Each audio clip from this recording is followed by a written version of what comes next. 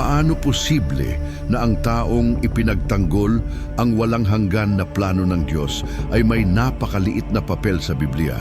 Hindi binuksan ni Isaac ang mga dagat, hindi nakakita ng mga hagdang papuntang langit, hindi nakipagdigma, at wala siyang mga direktang pag-uusap sa mga anghel na mandirigma.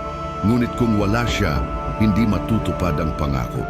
Dadaan sana ito mula kay Abraham patungong Jacob. Siya ang tahimik na link sa isang banal na kadena. Ang patriarka na nakakalimutan ng lahat, ngunit kung wala siya, hindi mag-e-exist ang nayon. Pinili. Ang kanyang kwento ay isang misteryo na nakatago sa mga pagitan, isang buhay ng tahimik na pagsunod, mga simpleng desisyon ngunit walang hanggan. At ang pinakamahalaga, hindi lang si Isaac isang tagapagmana, siya ay isang propetikong tauhan, isang anino ng Mesyas na darating. Bakit pinili ng Diyos ang isang tao na walang nakikitang kabutihan upang suportahan ang isang napakalaking pangako? Manatili dahil oo, ang mga bagay na malalaman mo tungkol kay Isaac ay magugulat ka sa lahat ng iniisip mong malaman tungkol sa mga patriarka. At kung ang ganitong uri ng nilalaman ay tumatago sa iyong kaluluwa gaya ng sa amin, mag-subscribe na ngayon at ibahagi ang video na ito sa iba. Ang kwento na hindi mo pa naririnig ay narito. Ang simula, ang araw ay matindi ang init sa malalawak na kapatagan ng Canaan, kung saan ang mga araw ay napakainit at ang mga gabi ay may matinding lamig na tumatagos sa buto. Dito, sa gitna ng mabagsik na kapaligiran, may isang lalaki na tinatawag na Abraham. Hindi siya bata, at ang kanyang asawa na si Sarah ay wala na ring kabataan. Sa katunayan, pareho silang lumampas na sa edad. Si Abraham ay 99 taon na, at si Sarah, ang kanyang tapat na kasama, ay 89 na. Ang kanilang mga katawan ay nanghina. Ang panahon ay kinuha ang kanilang kasiglahan, ngunit hindi ang kanilang pag-asa, bagamat ito ay unti-unting nawawala. Minsan, para siyang naduduwal sa bigat ng realidad. Si Abraham ay lumitaw mga dekada na ang nakalipas mula sa Ur ng mga Chaldeans, tinutulungan ng isang tinig na hindi mula sa mundong ito, isang tinig na nangangako sa kanya ng mga lupang hindi pa niya nakikita at mga anak na kasing dami ng mga bituin sa kalangitan.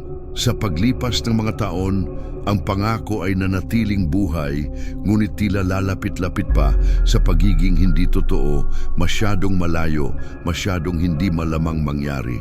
Ang sinapupunan ni Sarah ay nanatiling baog, gaya ng alikabok sa disyerto, at ang pagtanda ay nakabalot sa kanila ng isang hindi mababaling balabal. Ngunit ang Diyos na tumawag sa kanya ay hindi isang karaniwang Diyos, kundi ang Diyos ng imposible. Ang Diyos na nagbibigay ng buhay sa mga patay at tumatawag sa mga bagay na wala pa at ginagawa itong naroroon. Parang ito ay naroon na. Isang tahimik na hapon, habang nagpapahinga si Abraham sa labas ng kanyang bahay, 3 tao ang dumating sa kanyang harapan. Isa sa kanila na kumikislap ay hindi lamang isang naglalakbay. Yumuko si Abraham sa lupa, kinikilala ang isang banal na presensya, siya ang Panginoon. Sa gitna ng isang makalangit na pagkikita, isang nakakagulat na pahayag ang gumulo sa kaluluwa ni Abraham. Babalik ako sa susunod na taon at magkakaroon ng anak ang iyong asawa si Sarah. Si Sarah na nasa tent ay narinig ang mga salitang ito mula sa anino at hindi nakapagpigilan ng tawa. Hindi ito isang tawa ng kaligayahan, kundi isang tawa ng hindi pagkakaintindi, isang halo ng pagdududa at pagkatanggap. Paano magiging buntis ang isang matandang babae na hindi na nakakaranas ng mga siklo ng buhay? Hindi ba't naisara na sa kanya ang pinto patungo sa pagiging ina? Ngunit narinig siya ng Panginoon. Tumawa siya at sumagot ng isang tanong na parang isang kulog na dumaan sa isip nilang dalawa. Mayroon bang bagay na masyadong mahirap para sa atin, Diyos? Hindi ito isang pag-aalipusta, kundi isang pahayag na nagtulak sa mga hangganan ng pag-iisip. Ang sandaling iyon ay nagmarka ng simula ng isang hindi na mababalik na pagbabago. Hindi lamang ito isang propesya, ito ay tanda ng isang banal na pagbabago sa kasaysayan ng sangkatauhan. Makalipas ang ilang sandali, nagsimulang maranasan ng katawan ni Sarah ang mga pagbabagong hindi matitinag ng lohika. Ang kanyang mukha ay nanghina, ngunit kumintal ng wala namang dahilan. Nagsimula siyang makaranas ng morning sickness. Mga kababaihan na hindi niya pakilala ay nagsimulang bumisita sa kanya ng regular. Hindi na siya makapaniwala. Sa bawat hakbang, natupad ang pangako. Ito ay nagsimulang magkatotoo sa kanyang harapan. Ang buhay ay sumibol sa tigang na lupa, tulad ng isang bulaklak na namumulaklak sa buhangin. At sa takdang oras, ipinanganak ni Sarah ang isang anak. Kinuha ni Abraham ito sa kanyang mga bisig na may halo ng paghanga at kalambutan. Tinawag niya itong Isaac na nangangahulugang tawa, hindi sa pang-iinsulto o pangungutya, kundi dahil ang Diyos ay nagbago ng hindi paniniwala sa kagalakan. Ang pangalan mismo ay nagdadala ng alaala ng isang sandali kung saan ang imposible ay naging realidad. Ang echo ng isang tawa na tinubos ng katapatan ng kataas-taasan. Hindi isang karaniwang anak si Isaac. Siya ay anak ng pangako, ang tagapagmana ng walang hanggang tipan na ginawa ng Diyos kay Abraham. Hindi siya ipinanganak mula sa kagustuhan ng tao o sa kapangyarihan ng laman, kundi sa direktang interbensyon ng langit. Ang kanyang kapanganakan ay isang pahayag ng Diyos. Pinipili ng Diyos kung sino ang nais niya, hindi nakadepende sa mga kalagayan o limitasyon ng tao. Kay Isaac, ipinaabot ng Diyos na ang kanyang plano ng kaligtasan ay hindi nakabase sa lohika ng mundo, kundi sa kanyang ganap na kapangyarihan. Bakit si Isaac at hindi si Ismael, ang anak na ipinanganak ni Abraham sa pamamagitan ng alipin na si Hagar, ang babaeng mula sa Ehipto? Sapagkat hindi nais ng Diyos na ang pangako ay itayo sa pagsusumikap ng tao o sa mga pansamantalang solusyon. Si Ismael ay ipinanganak mula sa pagtatangkang tulungan ng Diyos, samantalang si Isaac ay ipinanganak mula sa pagpapahinga sa pananampalataya. Sa kanya itinuro ng Diyos na ang kanyang katapatan ay hindi nakadepende sa ating lakas, kundi sa ating pagtitiwala. Nagsimula ang kwento ni Isaac sa isang misteryo at kapangyarihan. Isang buhay na patunay na kapag ang Diyos ay nangangako, siya mismo ang tutupad nito. Ang kanyang kapanganakan ay hindi lamang isang himala, kundi isang propetikong pahayag. Ang bayang pinili ay ipanganak mula sa imposible, magmumula sa hindi malamang mangyari, at ang kanilang pag-iral ay mula sa simula isang pahayag ng kapangyarihan ng Diyos laban sa baog na kalikasan ng tao. At habang ang bata ay lumalaki sa ilalim ng madilim na kalangitan ng Canaan, napapalibutan ng mga tent, mga hayop at mga kwento na ikinukwento ng kanyang matandang ama, ang mundo ay hindi pa rin nauunawaan na sa maliit na sanggol na iyon, nagsisimula na ang isang bagay na magbabago magpakailanman sa daloy ng kasaysayan ng tao. Ang hangin ay dahan-dahang humahaplos sa mga tindahan, dala ang amoy ng mga kawan at bagong lutong tinapay. Sa kalagitnaan ng kampo na sumasaklaw sa kapatagan ng Negev, kumalat ang balita na parang apoy sa tuyong damo. Si Sarah, ang matandang asawa ng patriarka na si Abraham, ay nagkaroon ng anak. Ang dating pagdududa ay naging kagalakan na umalingaw-ngaw bilang isang awit ng tagumpay. Ang mga pastol, mga lingkod, mga matatanda at mga kababaihan ay lumapit sa tent na may matinding paggalang. Lahat sila ay nais makita ang kanilang mga mata ang bata na ipinanganak mula sa himala, ang anak na imposible na ipinangako ng Diyos. Si Sarah, na may mga mata na kumikislap mula sa mga luha at tumatawa, ay niyayakap ang sanggol sa kanyang mga braso. Tinitingnan siya ng may malalim na lambing, parang isang tao na nakakakita ng isang hindi inaasahang hiyas sa katandaan. "Pinatawa ako ng Diyos," sabi niya, "at lahat ng makaririnig nito ay tatawa kasama ko." Iyon ang pangalan ng bata, si Isaac, isang buhay na simbolo na hindi lamang tinutupad ng Diyos ang kanyang mga pangako, kundi ginagawa niya ito ng may biyaya na nagiging sanhi ng pagbabago mula sa dalamhati patungo sa kagalakan.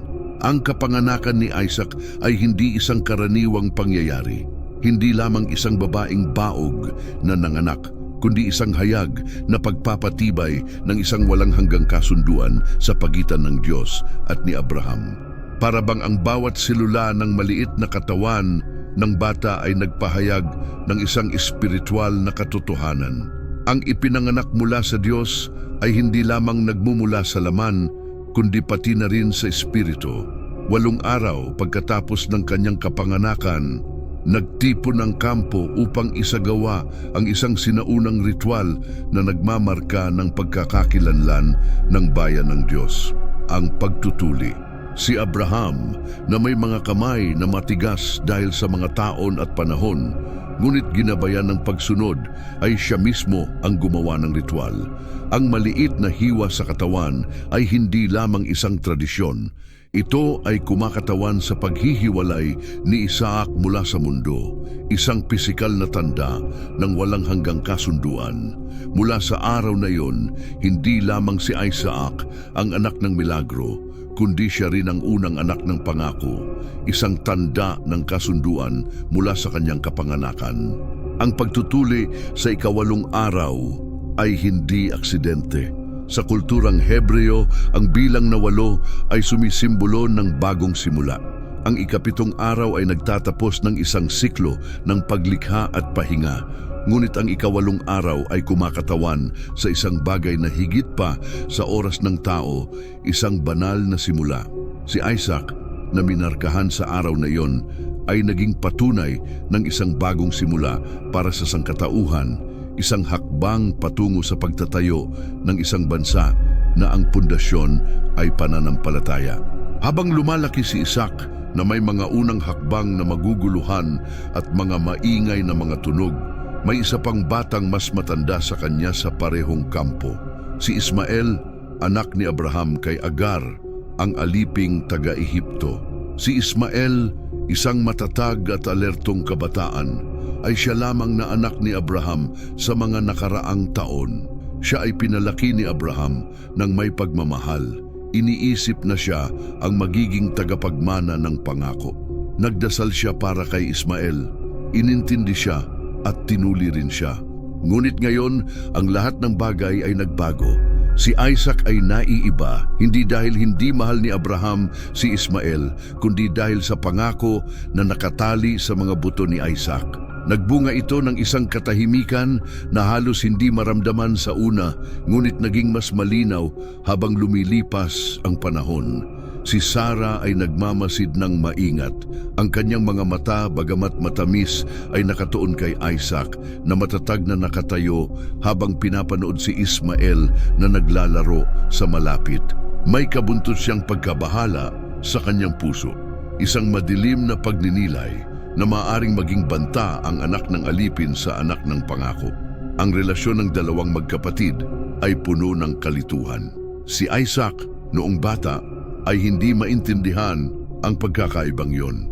Para sa kanya, si Ismael ay ang kabataang tumatakbo ng mabilis. May mga kasanayan sa paghahagis ng mga bato, malakas tumawa at nagkukwento ng mga kahangahangang kwento. Ngunit kay Ismael, unti-unting lumalago ang isang lihim na galit. Hindi na siya ang sentro ng atensyon. Napansin niya kung paano ang mga mata ng lahat ay nakatuon sa batang tinatawag nilang milagro. Sa kalagitnaan ng kampo, nagsimula ng magbago ang espiritual na klima. Ang mga tolda ay nag-uusap ng mas mahina kaysa sa dati. Sila ay nag-uusap. Ang mga aliping dumadaan ay nagbubulungan. Si Abraham, bagamat patuloy na iniintindi si Ismael, ay naiintindihan sa kanyang puso na ang Diyos ay naglalatag ng ibang landas. Si Isaac ay hindi lamang kanyang anak. Siya ay ang simula ng isang lahi na magdadala pa ng mas malalaking pangako. Araw-araw, lumalaki si Isaac sa mga awit, kwento at aral. Ikinwento ni Abraham sa kanya ang Diyos na tinawag niya mula sa Ur, ang kataas-taasan na lumakad sa kanya sa mga puno ng Mamre, ang Diyos na nagsalita at umakyat sa langit at bumaba sa mga tao. Si Isaac ay nakikinig ng bukasang mata at buong puso. Nagising siya mula sa kanyang duyan at nagsimulang maglakad. Bawat sandali ng kanyang buhay, ang kanyang pag-iral ay napapaligiran ng atmosfera ng pananampalataya. Siya ay pinalaki sa pananampalataya, ngunit ipinanganak sa isang milagro. Hindi lamang dala ni Isaac ang pangalan ng isang tawa na tinubos, siya ay isang buhay na patunay na ang sinimulan ng Diyos ay kanyang pinapangalagaan. At bagamat hindi pa niya nauunawaan ang lawak ng kanyang pag-iral, sa bawat araw na siya ay nabubuhay sa ilalim ng mga bituin ng Kainaan, ang mga iyon ay isang alingawngaw ng walang hanggang kasunduan, isang hakbang patungo sa isang bansa na hindi pa umiiral, ngunit sumisibol na sa puso ng Diyos. Ang araw ay sumisikat ng malakas sa kampo ni Abraham. Ang mga tupa ay umaawit sa malayo. Ang mga alipin ay dumarating at umaalis na may mga garapon ng tubig at ang mga pastol ay nagsisimula ng araw. Gayunpaman, sa pangunahing tolda, ang atmosfera ay puno ng higit pa kaysa sa init. Mayroong isang matinding tensyon na halos nahihirapan na bumabalot sa pamilya ng patriarka. Sa kabila ng mga araw ng kagalakan, pagkatapos ng kapanganakan ni Isaac, ang mga bitak sa emosyon ay nagsimulang magpakita. Si Sarah, bagamat patuloy na namamangha sa pagiging ina sa katandaan, ay patuloy na nagmamasid sa mga laro ni Isaac at Ismael nang may pagdududa. Si Isaac, na may ilang taon lamang, ay nagsasalita at tumatawa ng inosente habang sinusundan ang kanyang kalahating kapatid, isang matipunong kabataan na puno ng sigla. Ngunit hindi isang simpleng sitwasyon iyon, isang laro na nag-apoy ng alingawngaw. Sa isa sa mga araw ng pagdiriwang nang magbansag si Isaac at may malaking handaan, nakita ni Sarah si Ismael na tumatawa, ngunit hindi sa kaligayahan. Hindi ito isang tawa ng pagmamahal na magkapatid, kundi isang tawa ng pangiinsulto, ng lingid na pangmamasama. Isang uri ng tawa na nagmumula sa nasaktang kayabangan, mula sa pagwawalang bahala sa hindi na siya ang may karapatan sa lugar na iyon. Hindi nakaligtas sa mga mata ni Sarah ang kilos na iyon. Sa sandaling iyon, ang hidwaan, ang mga tensyon na nakatago, ay sumabog sa kanyang puso tulad ng isang bagyong nakatago. Tumingin siya kay Abraham nang may matibay na desisyon, hindi nagbibigay ng pagkakataon para sa diskusyon.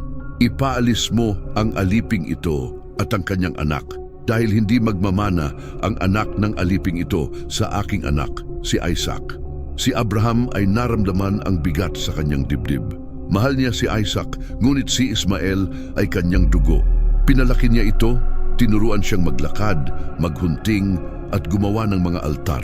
Ang simpleng ideya ng paghihiwalay sa kanya ay nagbigay ng kalituhan. Hindi madali ang desisyong iyon. Nag-isa si Abraham sa kanyang pag-iisip, hinahanap ang pagninilay at gabay mula sa Diyos na nagsimula sa kanya mula sa mga araw ng Ur. Nang gabing iyon, habang ang mga bituin ay kumikislap sa disyerto at ang hangin ay humuhuni sa mga tolda, nagsalita ang Diyos kay Abraham na may kaliwanagan na walang kalituhan. Huwag kang mag-alala tungkol sa bata at sa kanyang ina. Pakinggan mo ang tinig ni Sarah sa lahat ng iyong sasabihin, dahil sa pamamagitan ni Isaac tatawagin ang iyong mga supling. Maging mula sa anak ng aliping ito ay gagawa ako ng isang bansa, dahil siya ay iyong supling. Sa mga salitang iyon, hindi lamang sinuportahan ng Diyos ang desisyon ni Sarah, kundi muling pinagtibay niya ang daluyan ng pangako. Hindi ito tungkol sa pagpapabor, kundi tungkol sa banal na pagpili. Si Isaac, ang anak ng pangako, ang tagapagdala ng kasunduan, ang lahi na magdadala ng plano ng kaligtasan. Si Ismael, Bagamat pinagpala ay hindi magiging tagapagmana. Sa pagsikat ng araw, ang pusong naglalakad ng malungkot, si Abraham ay bumangon, kinuha ang tinapay at isang botelya ng alak, ibinuhos ang tubig sa mga ito at ibinigay kay Agar. Dinala ni Agar ang bata sa kanyang balikat. Bagamat siya ay matanda na, ang kabataan ay kasalukuyang nakasalalay sa kanyang ina. Sila'y nagpaalam sa tahimik. Ang katahimikan sa pagitan nila ay higit pa sa anumang mga salitang nais-alita. Si Agar na may mga luha sa mata, huling tiningnan ang lalaki na naging kanyang Panginoon, protektor at pumasok sa disyertong Berseba. Ang araw ng tanghali ay hindi maawain. Mabilis na naubos ang tubig at si Agar nag-aalala para sa buhay ng kanyang anak. Inilagay siya sa ilalim ng isang halaman at umalis. Ganito, hindi ko na kailangan siyang makita mamatay. Hindi ko makikita ang bata na mamatay, sabi niya habang humahagulgol. Ngunit sa kalagitnaan ng isang sandali ng desperasyon, isang pambihirang bagay ang nangyari. Narinig ng Diyos ang tinig ng bata. Isang anghel ng Panginoon ang tumawag kay Agar. Tumingin siya sa langit at sinabi, "Anong nagpapahirap sa iyo, Agar? Huwag kang matakot dahil narinig ng Diyos ang tinig ng bata kung saan siya naroroon. Bumangon ka, kunin ang bata at hawakan siya sa iyong mga kamay dahil gagawin ko siyang isang malaking bansa." Kaya binuksan ng Diyos ang mga mata ni Agar at nakita niyang may isang balon ng tubig. Sa ganitong paraan, si Agar at Ismael ay nakaligtas at ang kabataan ay lumaki, naging malakas at nanirahan sa disyerto. Ang eksenang ito na puno ng emosyon ng tao ay may malalim na simbolismong propetiko. Si Isaac at Ismael ay hindi lamang dalawang bata kundi dalawang landas. Isa, bunga ng pagsusumikap ng tao ng pagiging hindi matiis at pagtatangkang pagmamadaliin ang katuparan ng pangako. Ang isa pa, ipinanganak mula sa pananampalataya at sa kaharian ng hindi pangkaraniwang katuparan. Si Ismael ay kumakatawan sa laman, sa batas, sa pagkaalipin ng pagtatangkang makaabot sa banal sa pamamagitan ng sariling pagsisikap. Si Isaac sa kabilang banda ay isang larawan ng biyaya, ng katuparan sa pamamagitan ng pananampalataya, ng kalayaan sa espiritu. Ang paghihiwalay ng dalawa ay hindi lamang isang desisyon ng pamilya. Ito ay isang aral na walang hanggan. Sa mga panahon ni Pablo, mga siglo ang nakalipas, ginamit ang parehong kwento upang magbigay ng halimbawa ng dalawang tipan. Isa, ibinigay sa Sinai na nagbubunga ng mga anak para sa pagkaalipin, at ang isa pa, ipinanganak mula sa pangako na nagbubunga ng mga anak na malaya. Ang apostol nang sumulat sa mga taga-Galasya ay gagamitin ang parehong insidente upang ipakita na ang mga anak ng pangako ay hindi maaaring makibahagi ng pamana sa mga anak ng espiritual na pagkaalipin. Noong araw na iyon sa disyerto, ang puso ni Abraham ay sugatan at ang kanyang matay matalim, ngunit siya ay sumunod sa Diyos at iniwalay ang kanyang pamilya. Isang masakit na hakbang, oo, ngunit isang pagpapahayag din ng pagtitiwala. Ang nagbigay ng pangako hindi lamang kay Isaac, kundi pati na rin kay Ismael ay mag-aalaga sa kanya. At bagamat ang mga landas ng dalawang magkapatid ay naghiwalay, parehong naglakbay ang bawat isa sa kanilang landas, na pareho nilang dinadala sa kanilang dugo ang lahi ni Abraham. Ngunit tanging isa lamang ang magdadala ng walang hanggang tipan. Si Isaac, ang batang tumawa, siya ay lalaki sa isang tahanan kung saan ang bigat ng pangako ay kasing tunay ng alikabok ng disyerto. Bawat araw ng kanyang buhay ay magiging paalala na siya ay hindi umiral ng basta-basta, kundi ayon sa banal na layunin.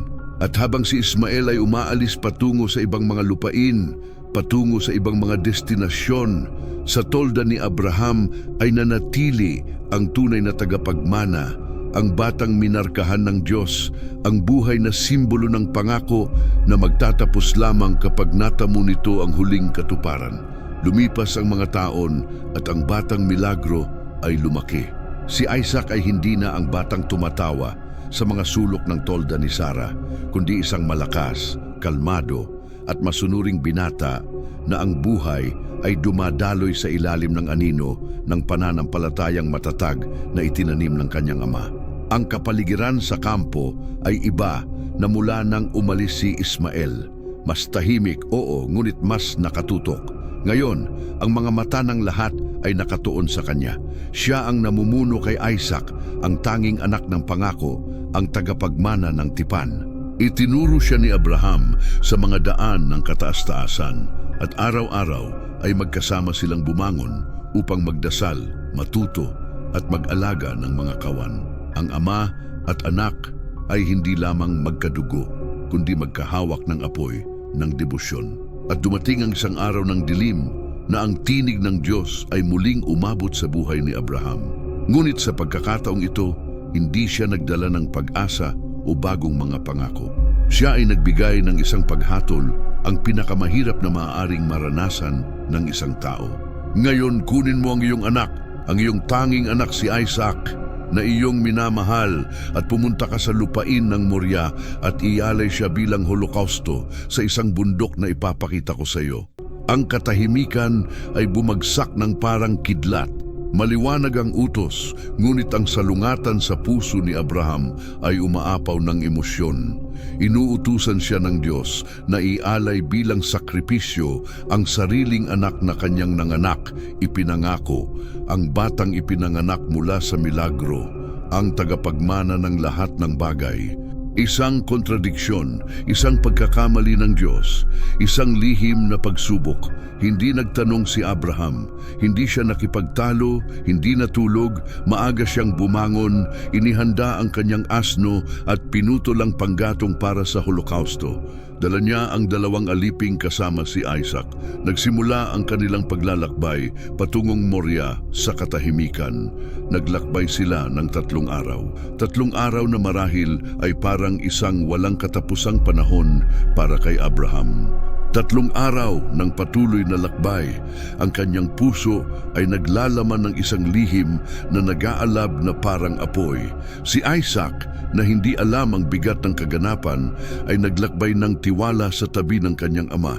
Nang makita nila ang bundok na itinakda, sinabi ni Abraham sa mga aliping maghintay sa likod. Dito kayo maghintay kasama ang asno, sabi niya. Kami ng bata ay aakyat doon, magdadasal kami at babalik kami sa inyo. Ang mga salitang ito ay higit pa sa isang pagtatangkang panatilihing kalmado. Isa itong propetikong pahayag. Hindi alam ni Abraham kung paano, ngunit kumbinsido siya na babalik si Isaac sa kanya. May pananampalataya siya na ang Diyos na nagbigay buhay sa isang patay na sinapupunan ay maaari rin siyang ibalik kung kinakailangan. Habang sila ay magkasamang umaakyat, si Isaac ay nagdadala ng panggatong sa kanyang mga balikat, isang makapangyarihang larawan, puno ng kahulugan, at si Abraham, ang apoy at ang kutsilyo. Ang katahimikan ay nabasag ng inosenteng tinig ng binata. Ama, narito ang apoy at panggatong, ngunit saan ang kordero para sa holokausto? Sa puso ni Abraham, ito ay isang kilig. Ang kanyang tinig ay nanginginig, ngunit nagsalita siya ng may tiwala na tanging pananampalataya lamang ang makakapagbigay. Magbibigay ang Diyos ng kordero para sa holokausto, anak ko. Hindi na nagtanong si Isaac. Wala siyang reklamo ni pagtutol. Ang binata ay umakyat patungo sa tuktok kasama ang kanyang ama, masunurin at tiwala. Nang itayo ang altar, inilagay ang panggatong at ipinaliwanag ni Abraham ang kanyang dapat gawin. Ang pinaka-nakamamangha ay hindi lamang ang pagsunod ni Abraham, kundi pati na rin ang pagsunod ni Isaac. Pinayagan niyang itali siya. Pinayagan niyang ilagay siya sa altar, hindi lumaban, hindi tumakas, hindi sumigaw. Sa sandaling iyon, hindi lamang naging anak ni Abraham si Isaac. Ipinakita niyang siya ay isang mananampalataya, isang tunay na nag-aalay. Ang kanyang pagsunod ay kasing lalim ng kay Abraham. Hindi tinukoy ng teksto ang kanyang mga iniisip, kundi ang kanyang tahimik na pagsunod. Ang kwento ni Isaac ay sumasalamin sa puso ng isang tao na nauunawaan ang kalooban ng Diyos. Kahit na ito'y misteryoso, ito ay palaging perpekto. At sa sandaling ang kutsilyo ay itinaas sa hangin, nang ang akto ay tila malapit ng mangyari, isang tinig ang umabot mula sa langit. Abraham, Abraham, huwag mong ilapit ang iyong kamay sa bata, ni huwag mong gawin sa kanya ang anuman. Alam ko na ikaw ay natatakot sa Diyos, sapagkat hindi mo ipinagkait sa akin ang iyong anak, ang iyong tanging anak. Tumingin si Abraham pataas at doon, nakahulog sa isang palumpong. Nakita niya ang isang tupa. Kinuha niya ito at inalay bilang kapalit ng kanyang anak. Doon sa bundok, tinawag ni Abraham ang lugar na Yehelireh na nangangahulugang magbibigay ang Panginoon. Sa araw na iyon, isang walang hanggang katotohanan ang selyado magpakailanman. Hindi humihingi ang Diyos ng mga sakripisyong pantao upang tuparin ang kanyang plano. Siya ang magbibigay ng kinakailangang sakripisyo. Ang insidenteng ito ay hindi lamang isang simpleng sandali ng matinding pagsunod. Isa itong propetikong pahayag, isang eksenang puno ng mga simbolo na nagmumungkahi ng mga susunod na siglo. Si Isaac na nagdadala ng panggatong sa kanyang mga balikat ay isang malinaw na larawan ng Mesiyas na darating, si Hesukristo, na magdadala ng kahoy ng sakripisyo sa kanyang mga balikat. Pareho silang umakyat na may pagsunod, pareho silang nagpasakop ng kusang loob, pareho silang mga minamahal na anak. Ngunit saan nga ba napunta ang kutsilyo? Sa pagbanggit kay Isaac, sa pagbanggit kay Kristo, wala nang ganitong pagkaantala. Ang sakripisyo ay ganap na natapos. Ang pagkakaiba ay banal. Si Isaac ay isang sakripisyo na hindi natuloy sapagkat siya ay itinakda para sa isang mas mataas na layunin. Pinigilan ng Diyos ang kamay ni Abraham dahil hindi ito ang oras o lugar para sa mga ganap na sakripisyo. Ngunit ang altar na iyon sa Moriah ay naging isang buhay na pangako ng mangyayari sa maraming siglo pagkatapos, sa isang bundok na malapit lamang, nang ang tunay na kordero ay ialay para sa mga kasalanan ng mundo. Iyon ang lihim ng espiritual na na-burn sa altar na iyon, ang kapalit. Sa Moriah, hindi lamang inilagay ng Diyos si Abraham sa pagsubok upang subukan ang kanyang pananampalataya, kundi upang ipakita ang kanyang plano ng kaligtasan. Hindi dapat subukin ng anak ng tao, siya ay mamamatay para sa mga kasalanan. Ang Diyos mismo ang magbibigay ng kordero.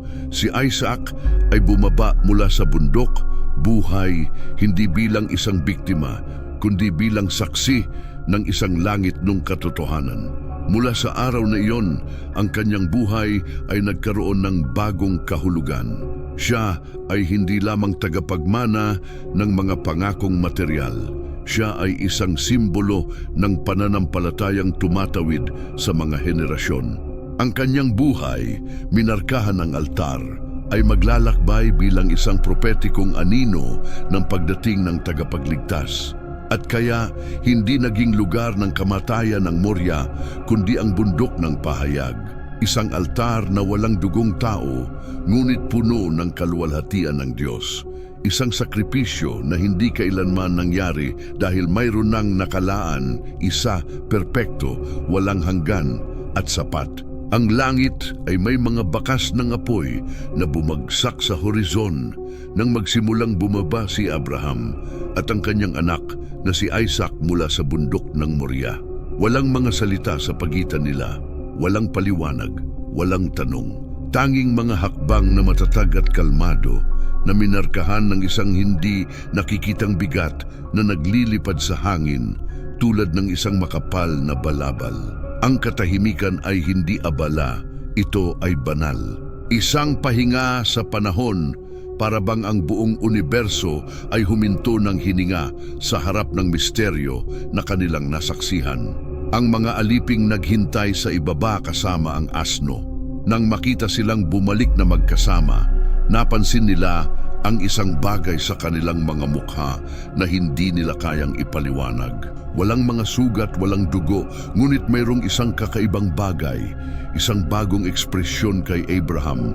Parang siya ay nakaharap sa walang hanggan at isang maliwanag na kislap sa mga mata ni Isaac. Parang siya ay dumaan sa isang hindi nakikitang hangganan.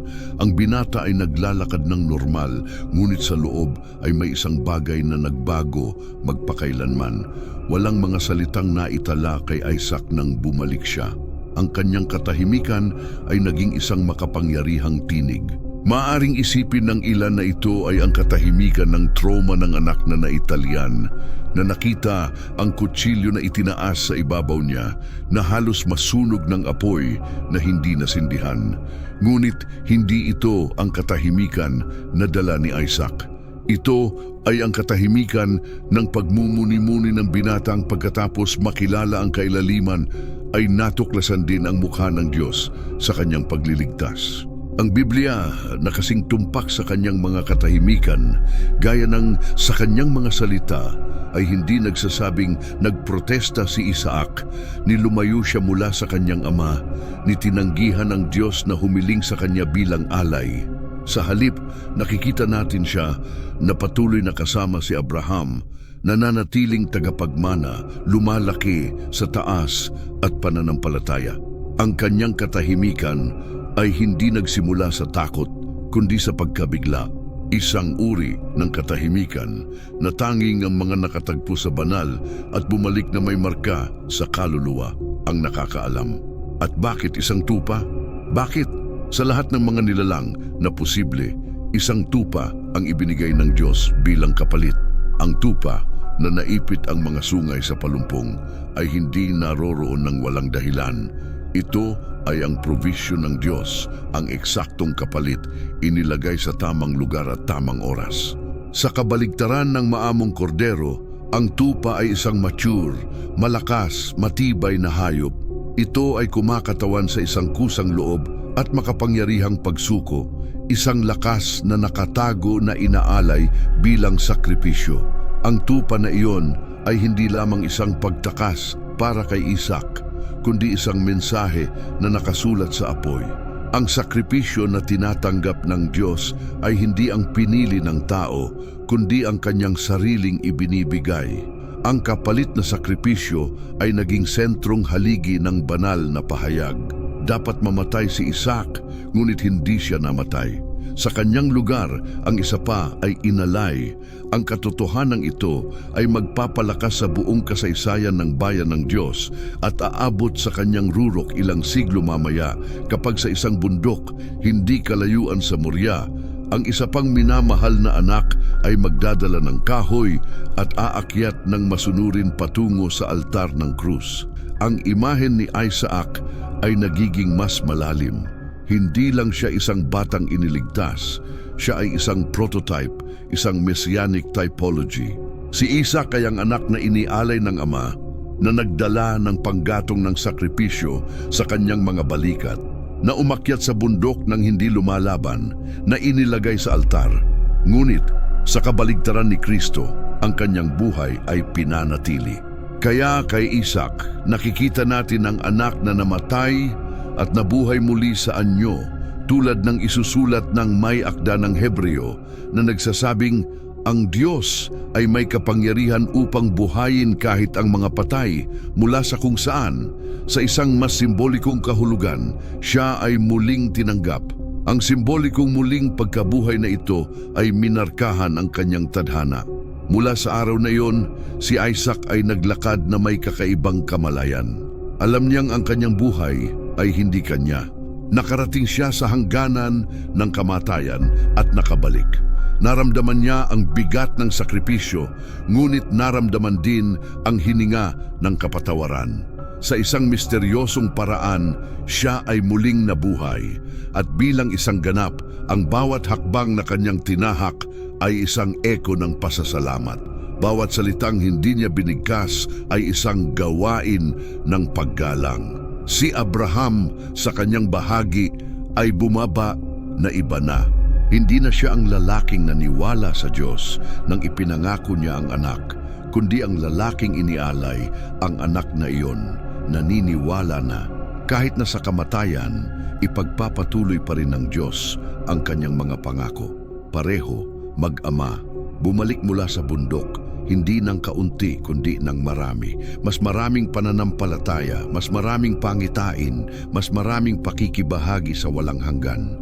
At kaya ang katahimikan na pumalibot sa kanilang pagbabalik ay hindi isang kawalan, kundi isang santuaryo, isang espasyo kung saan ang pananampalataya ay inukit ng dahan-dahang apoy, isang espasyo kung saan ang kutsilyo ay hindi bumaba, ngunit nagputol, hindi ng laman kundi ng kayabangan, kontrol at takot.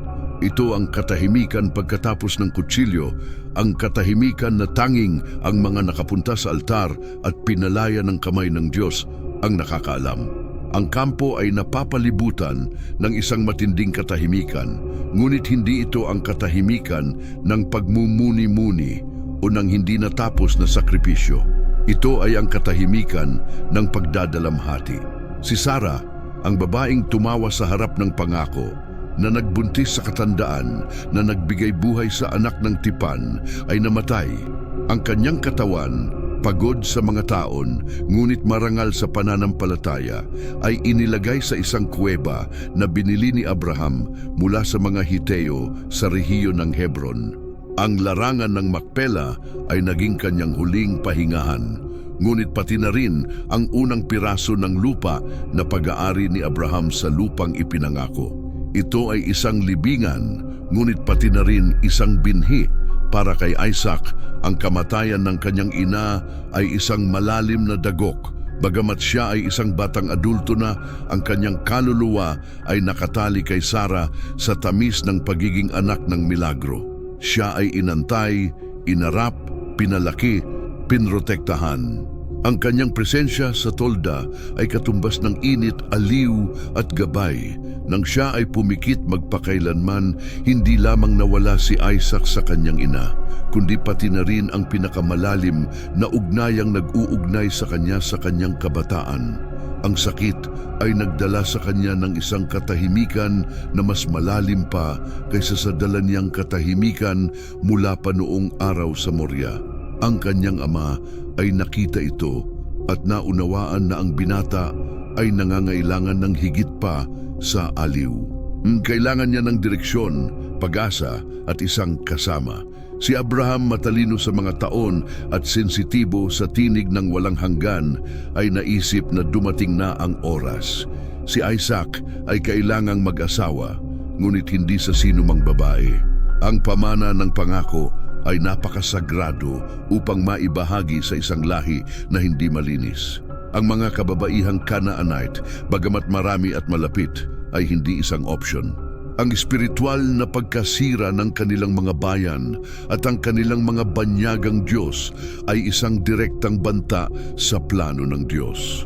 Kaya't nagpasya si Abraham na ipadala ang kanyang pinakamagandang lingkod, ang matandang si Eliezer ng Damasco, sa isang mahalagang misyon, maghanap mula sa kanyang mga kamag-anak ng isang asawa para kay Isaac. Ang sumusunod na eksena ay isa sa mga pinakamatinding simbolismo sa buong patriarkal na naratibo. Matinawag ni Abraham si Eliezer at hiniling na ilagay ang kanyang kamay sa ilalim ng kanyang hita. Sa ating kultura, maaaring magmukhang kakaiba o kahit nakakaabala ang kilos na ito, ngunit sa sinaunang mundo, ito ay may malalim na espiritual na kahulugan. Ang bahagi ng hita na kaugnay ng pagkamag-anak ay itinuturing na simbolo ng kasunduan ng henerasyon. Sa paglalagay ng kamay sa lugar na iyon, ang lingkod ay nanumpa ng katapatan hindi lamang kay Abraham, kundi pati na rin sa pangako na nabubuhay kay Isaac. Isang panunumpa na isinelyo ng dugo ng hinaharap. Pumunta ka sa aking bayan, sa aking pamilya, sabi ni Abraham, at kumuha ka mula roon ng isang babae para sa aking anak. Si Eliezer ay umalis na may 10 kamelyo, maraming mga handog, at isang pusong puno ng pananagutan. Alam niyang hindi lamang basta maghahanap ng asawa, kundi maghahanap ng babaeng magiging ina ng isang bansa, ng katuwang ng tagapagmana, ng ina ng susunod na henerasyon ng tipan. dinala siya ng kanyang paglalakbay sa lungsod ng Naor sa Mesopotamia. Doon, sa isang balon, imbis na makatagpo ng mga senyales na ipinag-utos ng Diyos, nagdasal ang lingkod. Hindi siya humiling ng mga dramatikong tanda o mga himalang pambihira. Humiling siya ng isang bagay na simple ngunit tiyak, na ang batang babae na itinakda ng Diyos ay mag-aalok ng tubig hindi lamang para sa kanya, kundi pati na rin sa kanyang mga kamelyo. Sa simpleng kilos ng hindi makasariling paglilingkod, makikita niya ang tamang puso at nang parang sumagot agad ang langit, lumitaw si Rebecca. Siya ay anak ni Betuel, apo ni Naor, ang kapatid ni Abraham. Maganda sa anyo, malinis, malakas, at hindi alam kung sino ang naglalakbay na ito o mula saan siya. Tumakbo siya upang magbigay ng tubig at pagkatapos ay kumuha ng sapat para sa lahat ng mga kamelyo. Ginawa niya ito ng walang pagkaantala, walang pag-aalinlangan, na may kagandahang loob. Ang bawat galaw niya ay parang nagsasayaw sa ritmo ng isang mas mataas na kalooban. Si Eliezer na nabighani, hindi na nagsalita pa. Nagtanaw lamang siya sa katahimikan habang ang bawat detalye ng kanyang panalangin ay natutupad ng may banal na kawastuhan. Nang malaman niyang kamag-anak siya ni Abraham, siya ay nagpatira pa at sumamba. Hindi lang matagumpay ang paglalakbay, kundi ginabayan ito ng kamay ng Diyos. Nang ikwento niya sa pamilya ni Rebecca ang layunin ng kanyang misyon, sila na nakikita ang malinaw na gawa ng kataas-taasan ay pinayagan siyang magpasya siya. At si Rebecca, walang alinlangan, ay tumanggap na umalis. Iniwan niya ang lahat, ang kanyang tahanan, ang kanyang bayan, ang kanyang pamilya, ang kanyang hinaharap, para sa isang pangako na hindi pa niya nakita, para sa isang asawa na hindi pa niya kilala, para sa isang tawag na hindi nakikita ngunit makapangyarihan. Ang kanyang pananampalataya ay kahalintulad ng kay Abraham, na umalis din mula sa kanyang bayan nang hindi alam kung saan siya pupunta. Ilang araw ang lumipas at nang magdapo ang hapon, si Isaac ay naglalakad sa parang nagmumuni-muni. Ang kanyang kaluluwa na tinatamaan pa rin ng pagkawala ng kanyang ina ay naghahanap ng aliw sa katahimikan ng kalikasan. At doon niya nakita siya.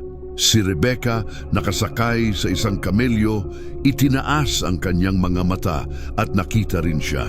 Sa kanilang pagtama ng mga mata, isang bagay ang pinagtibay sa langit. Bumaba siya ng may kababaang loob, tinakpan ang kanyang mukha ng belo at dinala siya sa toldang dating pag-aari ni Sarah. Doon sa espasyong iyon, matapos mapag-inhawahan ang kanyang kaluluwa mula sa pagkawala ng ina, tinanggap ni Isaac si Rebecca bilang asawa at sa wakas, sa unang pagkakataon sa mahabang panahon, ang kanyang puso ay napuno ng ginhawa. Hindi lamang simula ng isang kasal, kundi isang muling pagsilang ng kanyang kaluluwa. Hindi lamang pinunan ni Rebecca ang isang kakulangan, kundi dinala niya ang hinaharap kasama niya. Siya ang babaeng pinili ng Diyos, hindi lamang upang mahalin si Isaac, kundi upang ipagpatuloy ang kwento ng isang bayan na hindi pa umiiral, ngunit apoy na sa puso ng walang hanggan. Kaya't hindi natapos ang pamana ni Sarah sa kanyang libingan. Patuloy itong nabubuhay sa tuldang minana ni Rebecca, sa pagmamahal na gising kay Isaac at sa lahi na magsisimula doon ang pamana na magsusulat ng susunod na kabanata ng banal na kasaysayan. Ang araw ay dahan-dahang lumubog sa mga burol ng Canaan, pinapahiran ng kalangitan ng malambot na amber. Habang nagsisimula nang humaba ang mga anino sa alikabok ng kalsada, si Isaac, anak ng pangako, ay naglalakad ng tahimik sa mga parang. Hindi siya lumabas upang mag-alaga ng kawan o magsuperbisyon ng mga lingkod. Sa hapon na iyon, ang kanyang kaluluwa ay agitated. Ang pagmumuni-muni ay naging kanyang kanlungan mula nang pumanaw ang kanyang ina at ang parang ang kanyang santuwaryo. Dito siya nakikipag-usap sa Diyos ng kanyang ama. Dito niya nire-review ang mga pangako na isang araw ay magiging kanya. At dito may magkahalong tinig ng panalangin at hiling ng gabay, aliw at kasama. Sa malayo, isang maliit na karaban ang papalapit. 10 kamelyo, mga alikabok na itinaas ng paglalakbay. At sa gitna nila, isang matatag na silweta at mahinhin na nakatayo, si Rebecca. Ang mga mata ni Isaac, sanay sa kalinawan ng disyerto, ay nakatutok sa kanya. Kumilos siya na para bang kilala na niya siya, parang may isang bagay sa kanya na tumugon ng may malalim na katiyakan. Siya nga iyon. Nakita rin siya ni Rebecca. Tinanong ang lingkod na nagtuturo sa kanya, sino ang lalaking iyon na naglalakad sa parang patungo sa atin?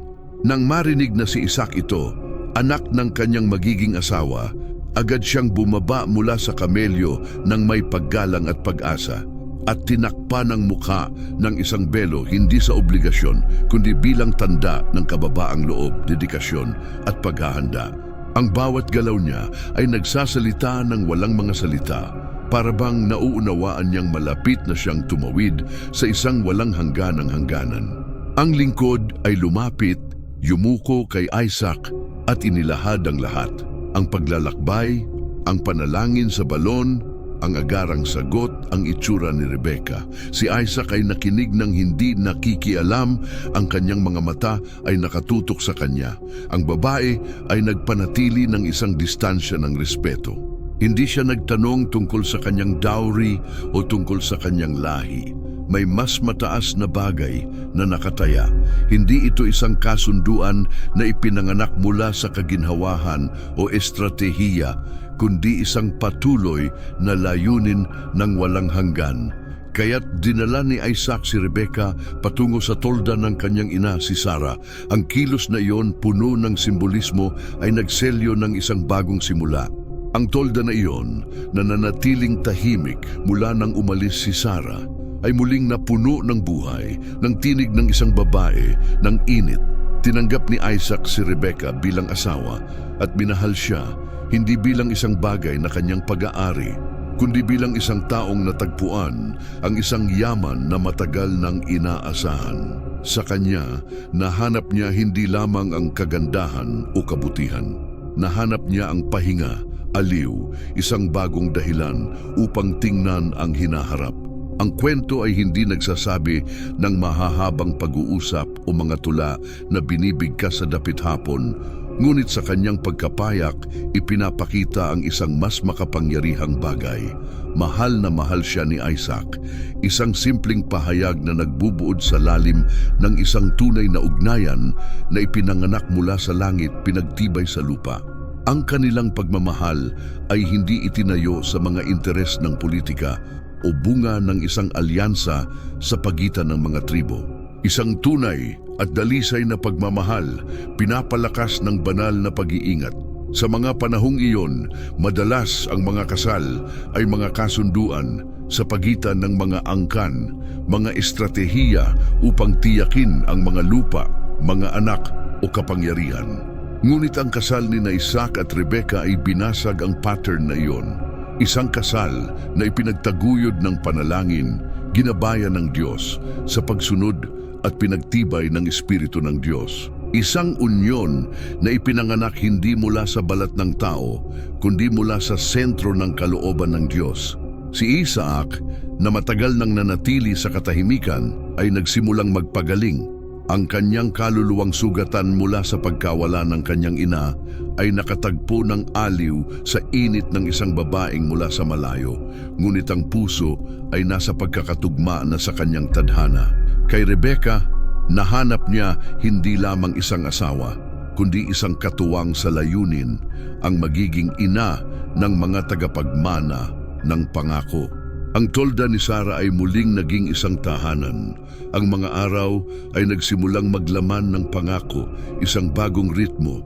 Ang mga tawa ay muling umalingaw-ngaw sa loob ng matigas na mga pader ng balat. At bagamat hindi na maririnig ang tinig ni Sarah, patuloy na nabubuhay ang kanyang pamana sa bawat hakbang ni Rebecca, na hindi alam na kinuha ang kanyang lugar sa kadakilaan. Ang bawat detalye ay ipinapakita sa bawat aksyon na hinabi ng pagtubos. Kaya't nagsimula ang kwento ni Isaac at Rebecca hindi sa bulag na pagmamahal o pansamantalang apoy, kundi sa isang tahimik na pagkikita, pinapalakas ng pananampalataya, ginabayan ng kamay ng Diyos. Pag-ibig sa unang tingin, oo, ngunit isang pag-ibig na tatagal ng habang buhay dahil ito ay itinanim sa matabang lupa ng pagsunod at pangako. Lumipas ang mga taon sa tolda ni Isaac at Rebecca at ang pangako na nagbuklod sa kanila ay hindi naglaho, ngunit nagsimulang magbigat. Bawat bukang liwayway ay nagdudulot ng isang buntong hininga at bawat gabi ay nagdala ng isang katahimikan na mas mahaba kaysa sa nakaraan. Si Rebecca, ang babaeng pinili ng Diyos, ang nag-iisang nag-iwan ng kanyang bahay dahil sa pananampalataya, ang naging aliw ng tagapagmana ng tipan ay hindi makapagdalang tao. Ang kanyang sinapupunan na dapat magpatuloy sa susunod na henerasyon ng pangako ay nanatiling hindi nagbabago. At dahil dito, ang kawalan ng kakayahang magbuntis ay naging isang pattern na tila hindi mababali. Si Sarah, ang kanyang biyenan, ay sterile din. Naghintay ang Diyos ng mga dekada bago bigyan siya ng anak, si Abrao.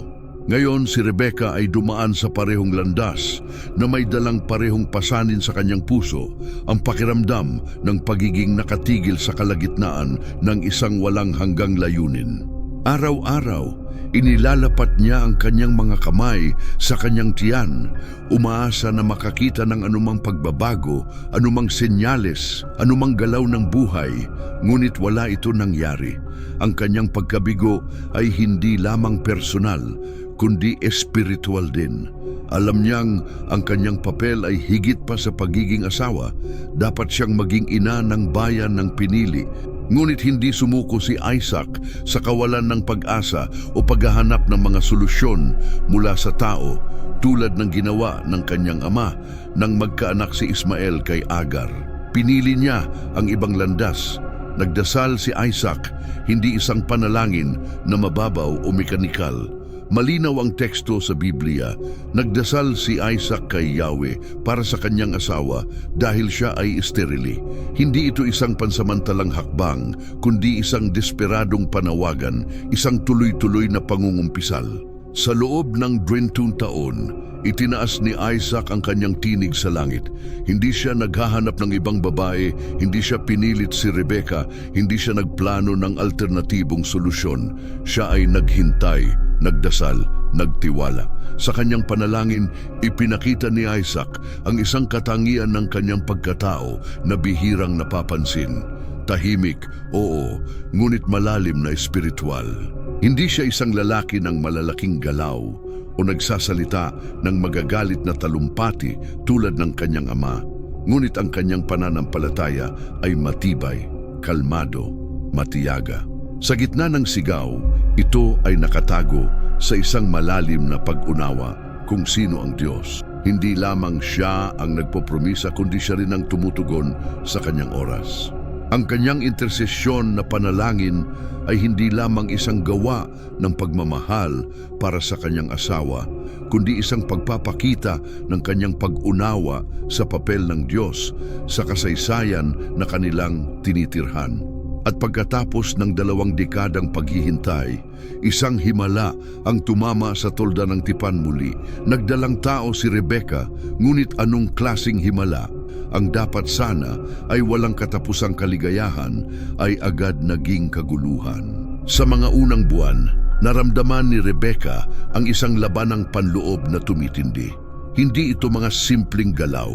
Ang mga galaw ay magaspang, mga laban, isang tuloy-tuloy na pag-aaway na hindi siya binibigyan ng pahinga o pagkakataong magpahinga. Isang hindi pangkaraniwang bagay ang nangyayari. Ang sinapupunang matagal na nanatiling tahimik ay naging isang larangan ng labanan. Sa desperasyon, nagpunta siya upang kumonsulta sa Panginoon. Hindi siya pumunta sa mga hilot o sa mga babae ng kampo. Direkta siyang nagpunta sa pinagmulan sa Diyos na nagbukas sa kanya ng pintuan ng pagiging ina. At ang sagot na natanggap niya ay hindi lamang kakaiba, kundi isang propesya. May 2 bansa sa iyong sinapupunan at 2 bayan ang maghihiwalay mula sa iyong mga laman. Ang isa ay magiging mas malakas kaysa sa isa at ang nakatatanda ay maglilingkod sa nakababata. Hindi nagsalita ang Diyos ng simpleng mga bata, kundi ng mga bansa. Hindi nagsalita ng pansamantalang alitan, kundi ng isang permanenteng pagkakabahabahagi. Mula sa kanilang sinapupunan, ang kambal na ipinagbuntis ni Rebecca ay nagdala ng isang kwento na mas malaki pa kaysa sa kanilang sarili.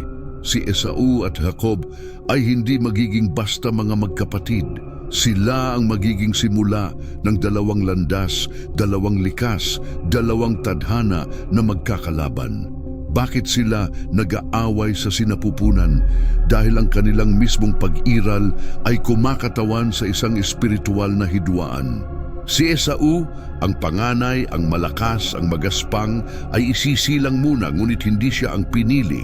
Si Jacob, ang pangalawa, ang hahawak sa sakong ng kanyang kapatid, ay magiging tagapagmana ng pangako. Mula sa sinapupunan, ang kanilang mga kaluluwa ay sumasalamin sa hindi matitinag na labanan na ito. Laban-laban sa espiritu, pagnanasa laban sa pananampalataya, hilaw na lakas laban sa banal na pagpili. Si Rebecca, kahit na may kasamahan ng mga magaspang na galaw, ay nagdadala ng isang banal na misteryo. Ang sinapupunang naghintay ng 20 taon ay naging isang entablado ng kalooban ng Diyos na umaaksyon. Hindi ito tungkol sa mga kambal. Hindi ito isang pansamantalang labanan, kundi isang raw at walang filter na pahayag. Ang nakatatanda ay maglilingkod sa nakababata, isang kabaligtaran ng natural na kaayusan, isang pahayag na sa kaharian ng Diyos. Ang pagpili ay hindi nakabase sa lakas, kapanganakan o pribilehyo ng tao, kundi sa banal na soberanya. Nang makita ni Isaac ang kanyang asawang buntis, alam niyang ang kanyang panalangin ay narinig, ngunit alam din niyang ang kanyang tahanan ay hindi na lamang isang kanlungan ng pagmamahal, kundi isang larangan ng pagsasanay para sa isang propetikong labanan na hindi magtatapos sa kapanganakan lamang, kundi magpapatuloy pa sa mga salinlahi.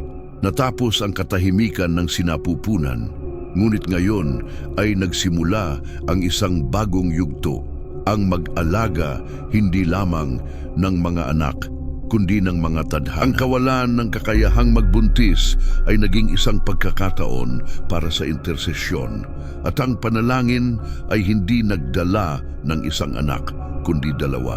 2 na hindi lamang mag-aaway sa isa't isa, kundi pati na rin sa sentro ng banal na kasaysayan. Dahil minsan, ang plano ng Diyos ay gumagalaw sa mga hangganan ng inaasahan. At sa sinapupunan iyon na pinapalakas ng labanan, ang susunod na kabanata ng isang walang hanggang pangako ay ipinagbubuntis. Nang dumating ang araw ng kapanganakan, ang kampo ay nayanig. Ang tolda ni Rebecca ay napuno ng mga hilot at mga palyok na puno ng mainit na tubig. Ang mga lingkod ay tumatakbo mula sa isang gilid patungo sa kabilang gilid, alerto sa bawat sigaw, bawat buntong hininga, bawat senyales. Hindi ito isang karaniwang panganganak. Naghintay sila ng mahigit 20 taon para sa sandaling ito.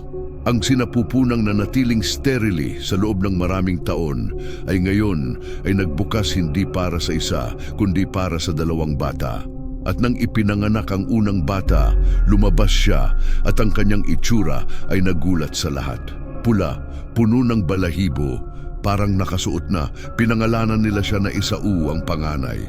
Ngunit bago nila matapos ang pag-aalaga sa una, ang pangalawa ay lumabas na may determinasyon. At ang pinakakakaibang bagay ay ang kanyang maliit na kamay ay hawak ang sakong ng kanyang kapatid. Parang ayaw niyang maiiwan ito. Parang ang labanan ay nagsimula na sa kanilang kapanganakan at ngayon ay nagiging maliwanag. Ang pangalawang anak ay tinawag na Jacob, na ang pangalan mismo ay naging isang buhay na propesiya, ang humawak sa sakong. Ngunit siya rin ang mandaraya. Lumipas ang mga taon at ang nagsimula sa sinapupunan bilang isang laban ay nagpatuloy sa araw-araw na buhay. Si Esau ay naging malakas at bihasa sa pangangaso, isang likas na manguusig. Mahal niya ang parang, ang amoy ng balat, ang adrenaline ng pangangaso at paghabol. Siya ay impulsibo, magaspang, mainit ang ulo. Si Jacob, sa kabilang banda, ay kalmado, mas introverted, maingat. Mas pinipili niya ang mga tolda, ang mga kwento ng kampo, ang init ng bahay.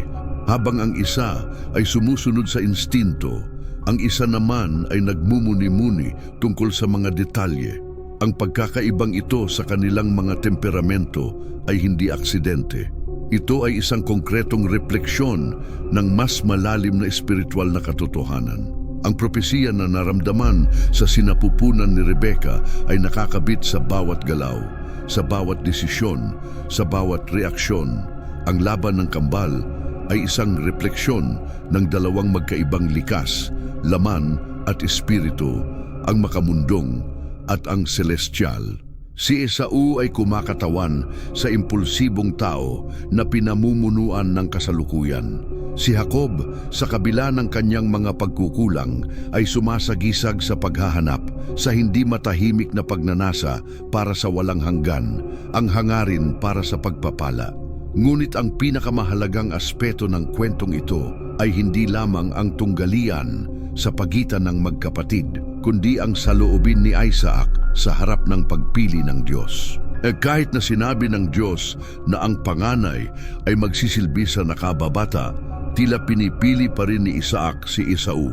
Walang nakatala na siya ay nagtanong sa kalooban ng Diyos, ngunit hindi rin siya isang lalaking tahasang nagpahayag ng pagsunod sa kaloobang ito.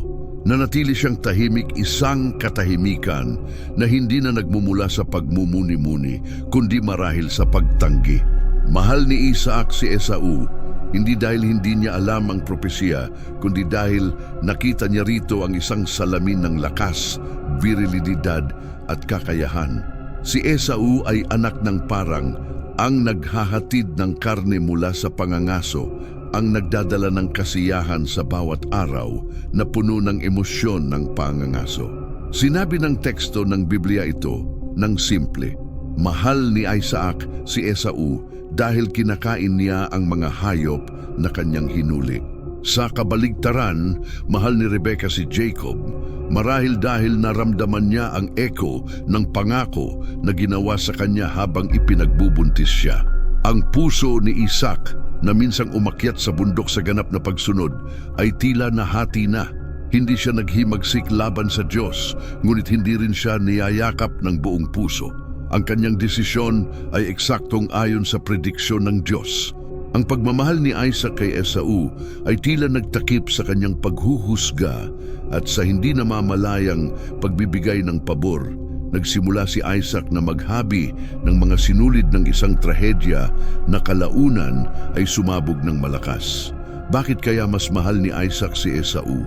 Marahil ay nais niyang makita ang pagpapatuloy ng kanyang panganay, isang natural na bagay.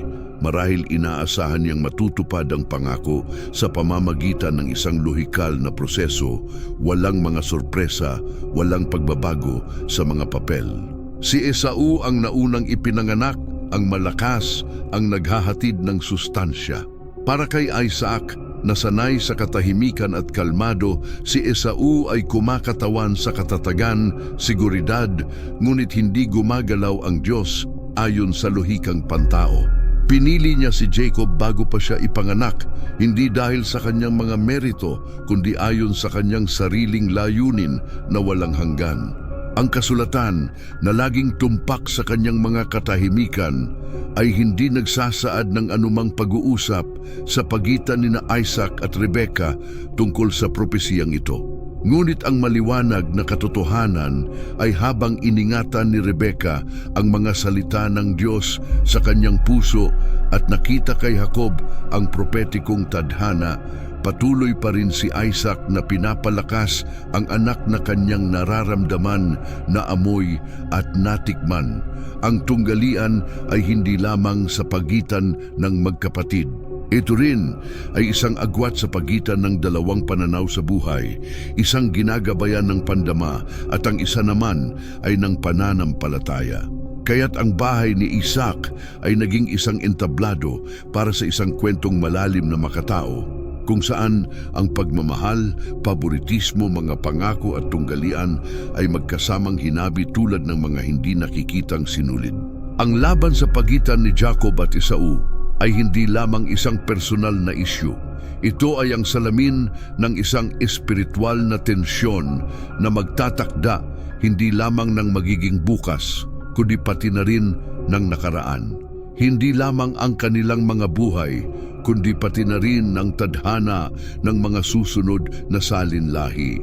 Sapagkat mula pa sa simula, pinili ng Diyos ang nakababata, hindi dahil siya ay nararapat, kundi dahil sa kanyang kwento ay ipapakita ang biyaya na magpapalakas sa lohikang mundano. At kahit na hindi pa ganap na naunawaan ni Isaac, ang plano ng walang hanggan ay patuloy na umausad, tinatahi ang kwento nito kahit na sa kahinaan ng tao, sapagkat ang pangako ay hindi humihinto kahit na ang mga puso ng mga ginagamit nito ay nag-aalangan. Hindi tumigil ang oras, ang mga panahon ay dumating at lumisan na parang hangin sa mga parang ng hirar. At ang buhay ni Isaac ay nagpapatuloy sa kanyang kurso. Itinatakda ng pang-araw-araw na gawain ng pastol ang pangangalaga sa kanyang mga kawan at mga tungkulin sa angkan. Ngunit ang mga panahon ng kasaganaan ay biglang pinalitan ng katahimikan. Isang matinding gutom ang dumapo sa lupa tulad ng isang tuyong takip na basag. Isang gutom na tulad ng sa nakaraan na nagdala kay Abraham sa Ehipto at bumalik siya nang magdanas ng kalamidad ang rehiyon. Ang mga balon ay natuyo ng mas mabilis kaysa sa normal. Ang mga taniman ay hindi namunga at ang mga pastulan ay naging alikabok. Ang disyerto ay lumawak bilang isang banta, katahimikan.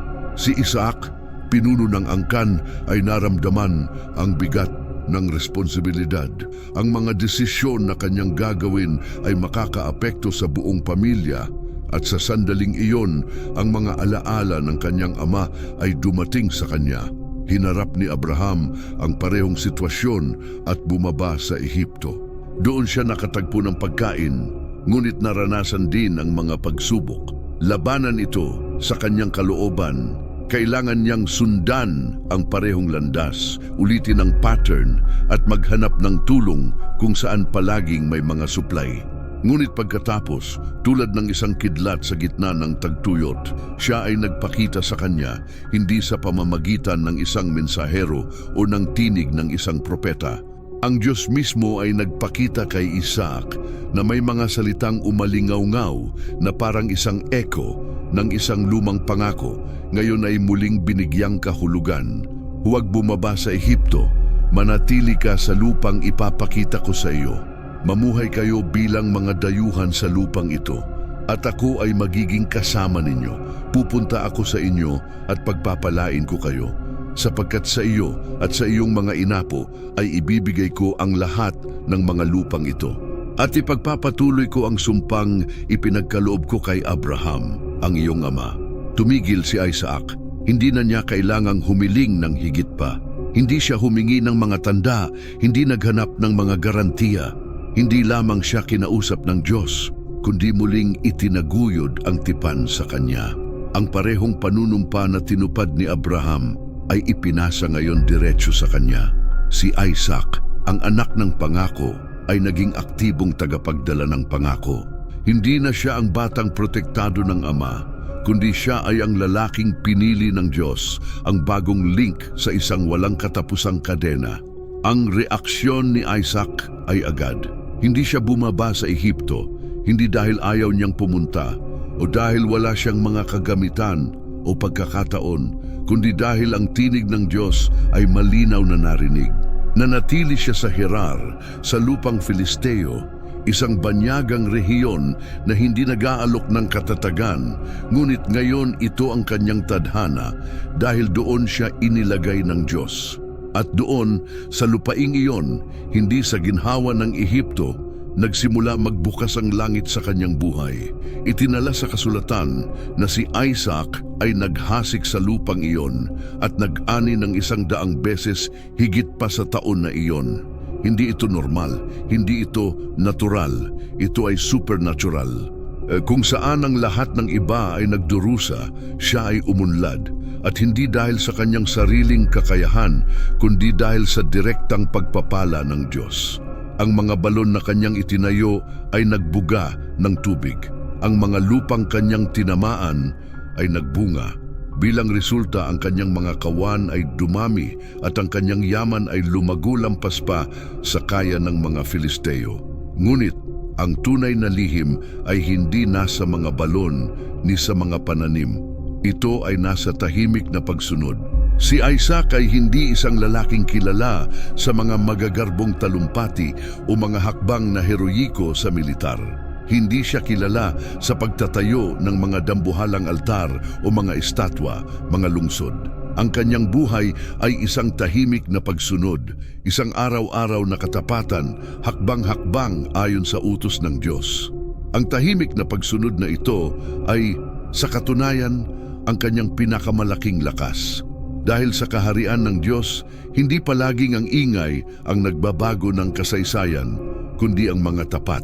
Ang binagong tipan ay nagmarka ng isang bago at lumang yugto. Hindi na si Isaac ang anak ng milagro o ang asawa ng pinili. Ngayon, siya ay ang direktang tagapagtanggap ng mga pangako.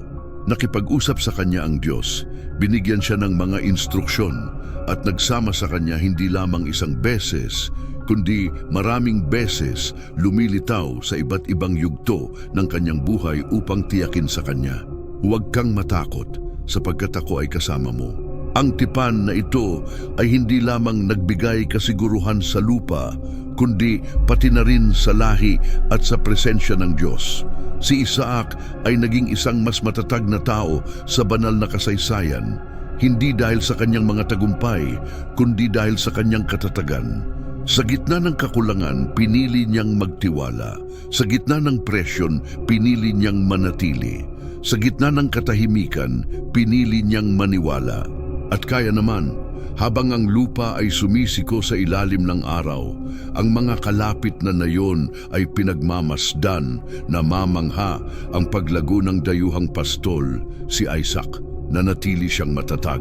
Ang kanyang pagsunod, ang kanyang tahimik na pananampalataya at ang kanyang pagkasensitibo sa tinig ng Diyos ay nagbago ng isang gutom na naging plataporma para sa katuparan ng tipan. Ito ang tipan na nagbago ng lahat, hindi dahil ito ay bago, kundi dahil sa unang pagkakataon, ginawa ni Isaac itong kanya. Hindi na ito pananampalataya ni Abraham, kundi pananampalataya niya. At sa pamamagitan ng tahimik na katapatan na ito, ang kwento ng kaligtasan ay nagpatuloy, hindi hinabi sa mga sigaw ng digmaan, kundi sa mga matatag na hakbang ng isang lalaking pinili, ang sumunod sa hindi nakikita at pinagpala sa nakikita. Ang lupain ng Gerar na mataba at banyaga ay naging bagong yugto ng buhay ni Isaac. Pinagpala siya ng Diyos doon sa gitna ng gutom. Pinalago ang kanyang mga kawan at pinayabong sila sa isang lugar kung saan ang iba ay halos hindi makaligtas. Ngunit kasama ng kasaganaan ay dumating din ang mga mapanibughuing tingin, ang pagdududa ng mga kalapit na bayan, ang hindi nakikitang presyon ng pagiging dayuhan na umuunlad habang ang mga katutubo ay naghihirap. Si Isaac, ang lalaking may tahimik na pagsunod, ay nagsimulang maramdaman ang bigat ng kapaligiran sa kanyang paligid. Siya ay nasa isang banyagang lupain, pinalilibutan ng mga Filisteo, at ang kanyang asawang si Rebecca, maganda, matatag at marangal, ay naging paksa ng pansin. Ang alaala ng kanyang ama na si Abraham ay pumasok sa kanyang isipan. Ang kwento na ikinuwento sa tabi ng apoy, Nang ang kanyang ina na si Sarah ay ipinakilala bilang kapatid at hindi bilang asawa sa harap ng mga faraon at hari, ay bumalik sa kanyang isipan bilang isang patuloy na bulong. At kaya nagkasala si Isaac sa parehong pagkakamali. Nang tanungin siya ng mga tao ng lugar tungkol kay Rebecca, sumagot siya, "Siya ay aking kapatid." Hindi ito isang pagkakamali o hindi pagkakaintindihan. Isa itong sinadyang kasinungalingan, dulot ng takot. Natatakot siyang mamatay, natatakot siyang patayin siya upang kunin si Rebecca, at kaya inuulit niya ang pattern ng kanyang ama. Ang parehong estratehiya, ang parehong kakulangan ng pananampalataya na magbibigay proteksyon sa kanya ang Diyos. Isang kasinungalingan dulot ng takot, isang pagkatalo espiritual sa isang kwento na puno ng mga pangako ng Diyos. Ang oras ay lumipas hanggang isang araw, si Abimelech, hari ng mga Filisteo, ay tumingin mula sa isang bintana at nakita si Isaac na pinapangalagaan si Rebecca sa paraang malinaw na hindi sila magkapareho ng kapatid. Agad niyang tinawag si Isaac at hinarap siya. "Halos magkasala ka sa isang tao ng aking bayan dahil sa iyong kasinungalingan," ang sabi nito. Ang pagkondena ay dumating sa isang kakaibang paraan mula sa isang paganong hari para sa isang lalaking kabilang sa tipan. Si Isaac, na dapat sana'y magsilbing liwanag, ay nagbigay daan sa pagdilim ng kanyang patotoo. Ngunit kahit na sa pagkatalo, hindi siya inalis ng Diyos sa kanyang pagpapala, hindi siya iniwan. Ipinapakita ng pangyayaring ito ang isang malaking aral. Ang tunay na pananampalataya ay hindi palaging perpekto. Si Isaac, ang tagapagmana ng mga pangako, ang anak ng milagro, ay tao rin. Ang kanyang mga takot, kahit na hindi nararapat sa proteksyon ng Diyos, ay nagdala sa kanya sa panghihina. Ngunit ang kataas-taasan na nakakakilala ng puso ay hindi umiwas sa kanya. Dahil ang katapatan ng Diyos ay hindi nakasalalay sa perpeksyon ng tao, kundi sa kanyang sariling hindi nagbabagong kalikasan. Pagkatapos ng insidente, ang tensyon sa pagitan ni Isaac at ng mga Filisteo ay lumala. Ang kanyang yaman ay nagbigay ng inis, at ang kanyang mga kalaban ay nagsimulang sadyang isara ang mga balon na hinukay ng kanyang ama na si Abraham. Ang hakbang na iyon ay hindi lamang isang pagpapasama sa agrikultura, kundi isang paraan upang burahin ang alaala, upang ipahayag na walang karapatan ang pamilya ni Abraham sa lupa, upang tanggihan ang pamana na ipinangako ng Diyos. Ngunit hindi na natili si Isaac na walang ginagawa. Binuksan niya ang isa-isa ang mga balon na iniwan ng kanyang ama. Binigyan ng mga ito ng parehong pangalan na ibinigay ni Abraham.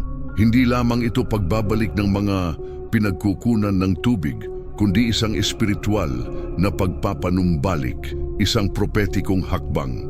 Bawat balon na binuksan niya ay isang pagtangkilik sa tipan, isang pahayag ng patuloy na pag-iral. Kahit na sinusubukan nilang burahin siya, binuksan pa rin ni Isaac.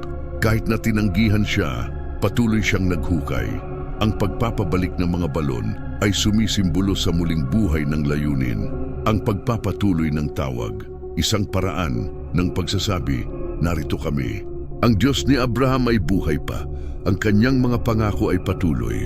Ang lupang ito ay ibinigay sa amin at dito kami maghuhukay hanggang sa magbukas ng tubig, kahit na ang lupa ay tumanggi.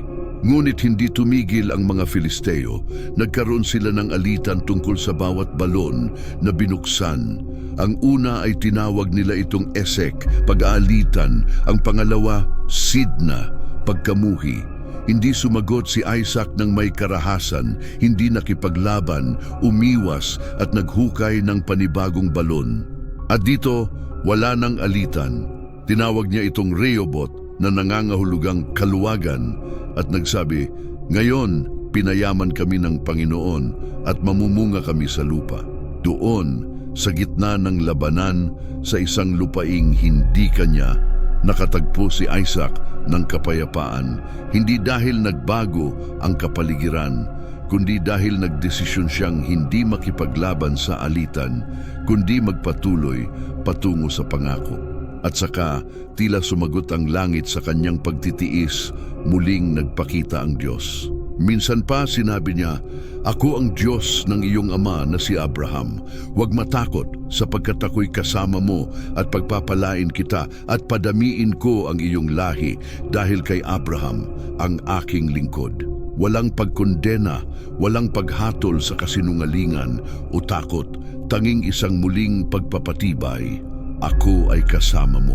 Nagtayo si Isaac ng altar doon, ipinatawag ang pangalan ng Panginoon at nagpatuloy sa paghuhukay ng balon dahil ito ang kanyang buhay. Sumamba, magtiwala at maghukay. Ang kasinungalingan sa Gerar ay naiwan, hindi bilang isang dumi, kundi bilang isang pagsubok na nalampasan. Hindi perpekto si Isaac, ngunit tapat siyang patuloy na naglakad.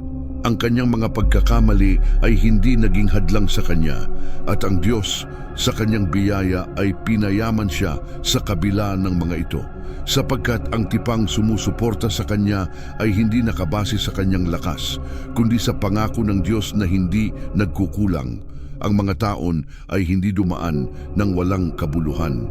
Ang buhay na minsang puno ng sigla sa mga hakbang ni Isaac habang naglalakad siya sa mga parang ng Gerar at nagbubukas ng mga balon sa gitna ng alitan, ngayon ay dumadaan ng mabagal.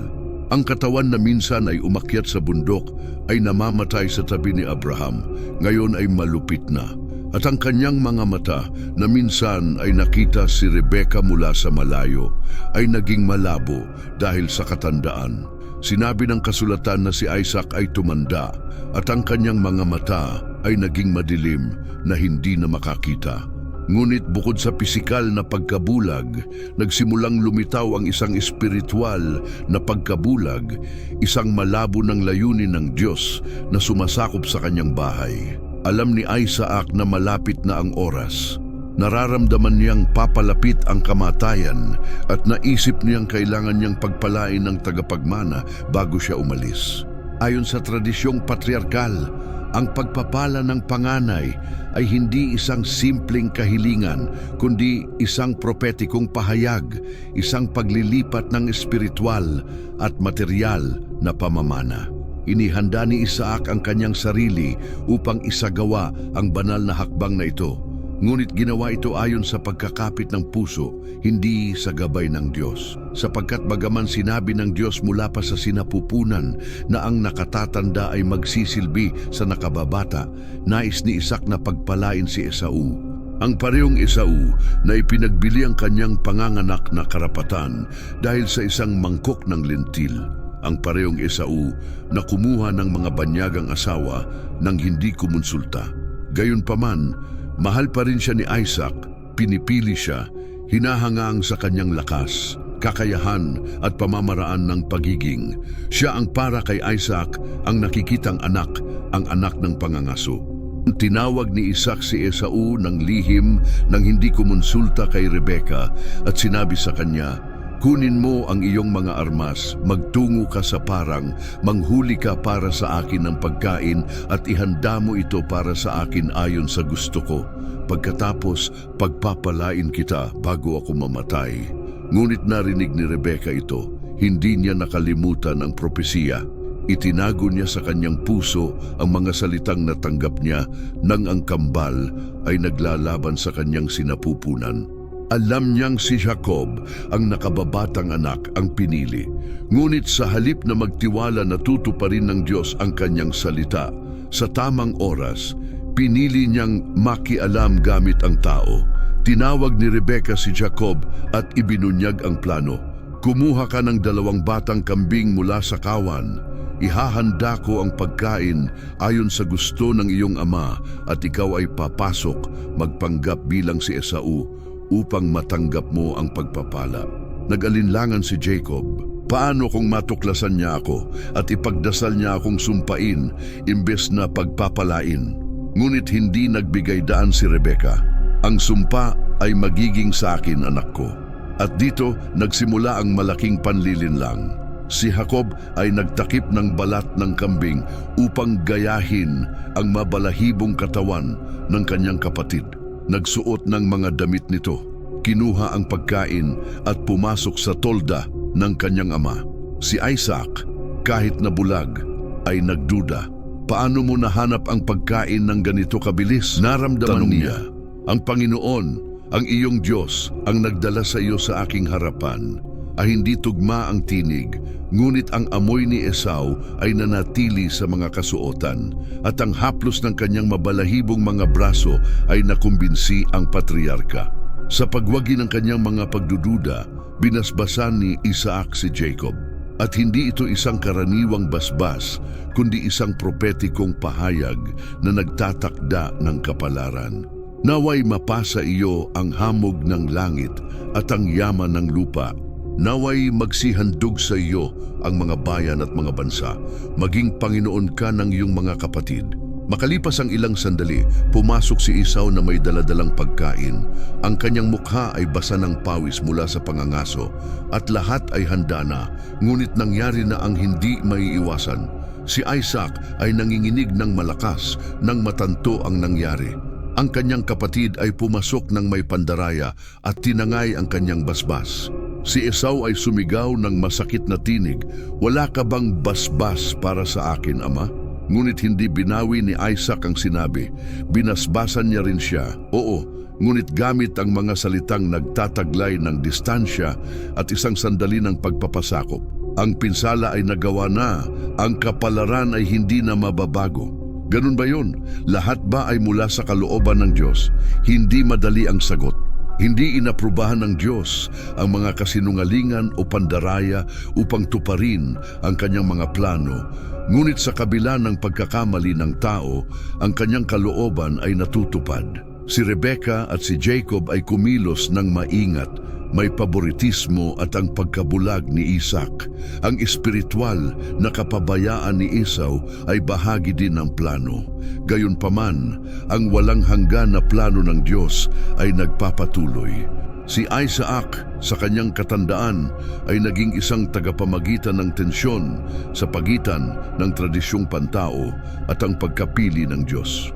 Nais niyang sundin ang natural na kaayusan, binabasbasa ng panganay, ngunit ang langit ay may ibang layunin.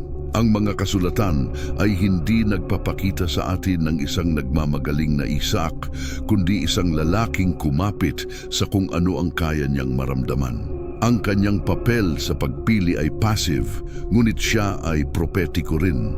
Sa kabila ng pandaraya, hindi niya bawiin ang basbas. Sa wakas, nakilala niya na si Jacob ang pinili, at sa pagtanggap na ito siya ay tahimik na sumuko, tinutupad ang kanyang papel sa misteryo ng soberanya ng Diyos. Kaya't ang basbas ay ibinigay, ngunit hindi nang walang mga kahihinatnan. Ang nagsimula bilang isang lihim na aksyon sa tintang pampamilya ay nagtapos sa mga luha, puot at pagkakahiwalay. Ipinangako ni Esau na papatayin si Jacob, at si Jacob ay kailangang tumakas na nagpasimula ng isang mahabang paglalakbay. Ang kalaban ay hindi nasa labas, kundi sa bahay, hindi sa anyo ng mga hukbo o mga bansang pagano, kundi sa mga ugat ng paboritismo, pandaraya, kawalan ng tiwala at takot. Kahit sa ganitong desoladong kapaligiran, naroroon ang Diyos, sumusulat ng kanyang kasaysayan, ginagamit hindi lamang ang tagumpay, kundi pati na rin ang mga pagkakamali ng tao upang matupad ang kanyang plano ng kaligtasan. Sapagkat ito ang kalikasan ng biyaya, binabago nito ang pandaraya sa layunin, ang pagkabulag sa direksyon, at ang kalituhan sa propetikong kapalaran. Ang hangin sa tintang iyon ni Isaac ay mabigat, hindi dahil sa init ng araw, ni dahil sa pagod ng mga taon, kundi dahil sa bigat ng kapalarang kakatapos lang bumagsak sa kanya. Si Isaac ay nanginginig, ngunit hindi isang karaniwang panginginig, kundi panginginig ng kaluluwa. Si Isaac ay nanginginig na parang ang kanyang mga bituka ay yumanig sa tiyak na kaalaman na kahit na hindi niya napansin, siya ay nagsalita ng may autoridad mula sa kataas-taasan. Ang basbas na ibinigay niya ay hindi isang pangkaraniwang gawa, kundi isang makalangit na pahayag sa bibig ng tao at wala nang balikan. Nang pumasok si Esau na may daladalang pangangaso, ang kanyang mukha ay pula sa hirap, ang katawan ay amoy pa ng bukirin. Iniisip na tatanggapin niya ang basbas na itinuturing niyang kanya ng karapatan. Nakita niyang ang kanyang ama ay maputla, maguluhan at lubos na nagulat. "Sino ka?" tanong ni Isaac, bagamat alam na niya ang sagot. Doon nagsimula ang trahedya. Si Esau, nang maunawaan ang nangyari, ay naglabas ng sigaw na hindi lamang mula sa sakit, kundi mula sa isang sinaunang sugat na parang may isang bagay na nabasag sa pinakakaibuturan ng kanyang pagkatao. "Basbasan mo rin ako, Ama." Ngunit hindi ito ginawa ni Isaac. Hindi niya binawi ang basbas, hindi siya nagbago ng desisyon, hindi pinili na baguhin ang kapalaran. Sa gitna ng kalituhan, nakilala niyang ang kalooban ng Diyos ay nahayag sa pamamagitan ng pandaraya. Dumating ang iyong kapatid sa pamamagitan ng pandaraya at tinangay ang iyong basbas at pagpapalain siya. Ito ay isang pangwakas na pahayag. Hindi mahalaga kung paano nangyari, hindi mahalaga kung sino ang nagplano. Ang basbas ay naipagkaloob na at hindi na maaaring bawiin. Ang desisyong ito ay nagpapakita ng isang malalim na bagay kay Isaac. Sa sandaling iyon ng pahayag, naunawaan niya na ang itinakda ng Diyos bago pa man ipinanganak ang kambal ay natupad kahit nasalungat sa kanyang mga sariling kagustuhan at paboritismo. Ang katahimikan na siyang naging kasama niya sa malaking bahagi ng kanyang buhay ay ngayon ay nabasag upang magbigay daan sa pagsuko. Hindi nakipaglaban si Isaac sa nangyari. Inamin niyang hindi nagkamali ang Diyos. Sa kay Jacob, ang pinakamaliit, ang usurpador, ay naroroon ng hinaharap ng tipan. Si Esau, sa kanyang bahagi, ay hindi tinanggap ang wakas na ito. Ang kanyang sakit ay naging puot. Ang nawala sa kanya ay hindi isang simpleng verbal na basbas, kundi ang espiritual na pamana, ang linya ng Mesyas, ang pabor ng Diyos na nagdadala ng isang hindi mababaliw na autoridad. Nagmakaawa siya para sa isang pangalawang pagkakataon, ngunit ang kanyang puso ay nagpakita ng pagwalang galang sa pagiging panganay bago pa man nang ipagbili niya ito para sa isang mangkok ng pagkain. Ang sigaw ni Esau ay totoo, tapat, makatao, ngunit wala itong sapat na lakas upang baguhin ang plano ng Diyos. At nang ibigay ng kanyang ama ang mga salitang iyon, hindi ito para sa kaluwalhatian, kundi para sa pagpapasakop. Ang iyong tahanan ay magiging sa mga lugar na malayo sa masaganang lupa at magsisilbi ka sa iyong kapatid. Ang kapaitan ni Esau ay naging isang matinding determinasyon. Malapit na ang mga araw ng pagluluksa ng aking ama, kaya't papatayin ko ang aking kapatid na si Jacob. Ang pampamilyang trahedya ay umabot na sa punto ng pagsabog. Ang naitalaga sa sinapupunan ngayon ay sumabog sa puot at hangarin ng paghihiganti. Si Rebecca, nang malaman ng panganib, ay pinilit si Jacob na tumakas. At doon nagsimula ang pagkatapon ng tagapagmana ng pangako. Ngunit bago umalis, isang hindi inaasahang pangyayari ang naganap. Si Isaac, na saksi na sa lahat ng ito, ay tinawag muli si Jacob, hindi na bilang biktima ng pandaraya, kundi bilang isang patriarka na may malay na desisyon. Wala nang pagtatago, wala nang mga tinig ng pagdududa o mga kamay na natatakpan ng balat ng kambing. Ipinakita ni Jacob ang kanyang sarili bilang siya mismo at buong kalooban siyang binasbasan ng kanyang ama ng pangalawang pagkakataon. Ngayon, nang may buong kalinawan, ngayon, nang may espiritual na pananaw. Naway pagpalain ka ng Diyos na makapangyarihan sa lahat na magparami sa iyo at bigyan ka ng basbas ni Abraham sa iyo at sa iyong mga salinlahi upang magmana kayo ng lupa na inyong tatahanan bilang mga taga-ibang bayan. Ito ay ang hindi mababaliw na pagpapatibay, hindi na binasbasan ni Isaac sa pandaraya, ni sa kalituhan, ni sa talino. Ngayon ginawa niya ito ng buong tiwala na si Jacob ang pinili.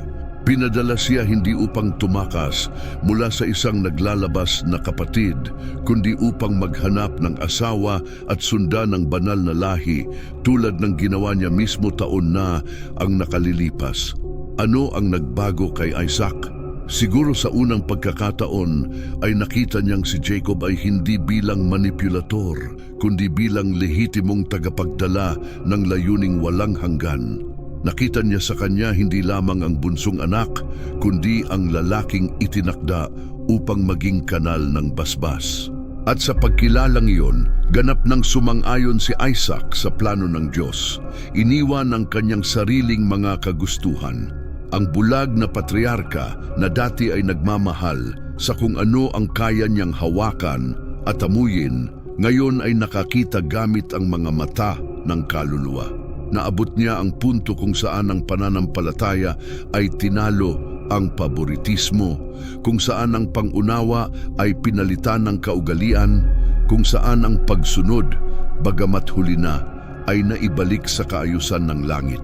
Ang basbas ay ibinigay at hindi bawiin, sapagkat kapag pinili ng Diyos na itaas ang isang tao, hindi mahalaga ang mga pandaraya o pagkakamali ng tao, ang kanyang kalooban ay hindi maaaring hadlangan.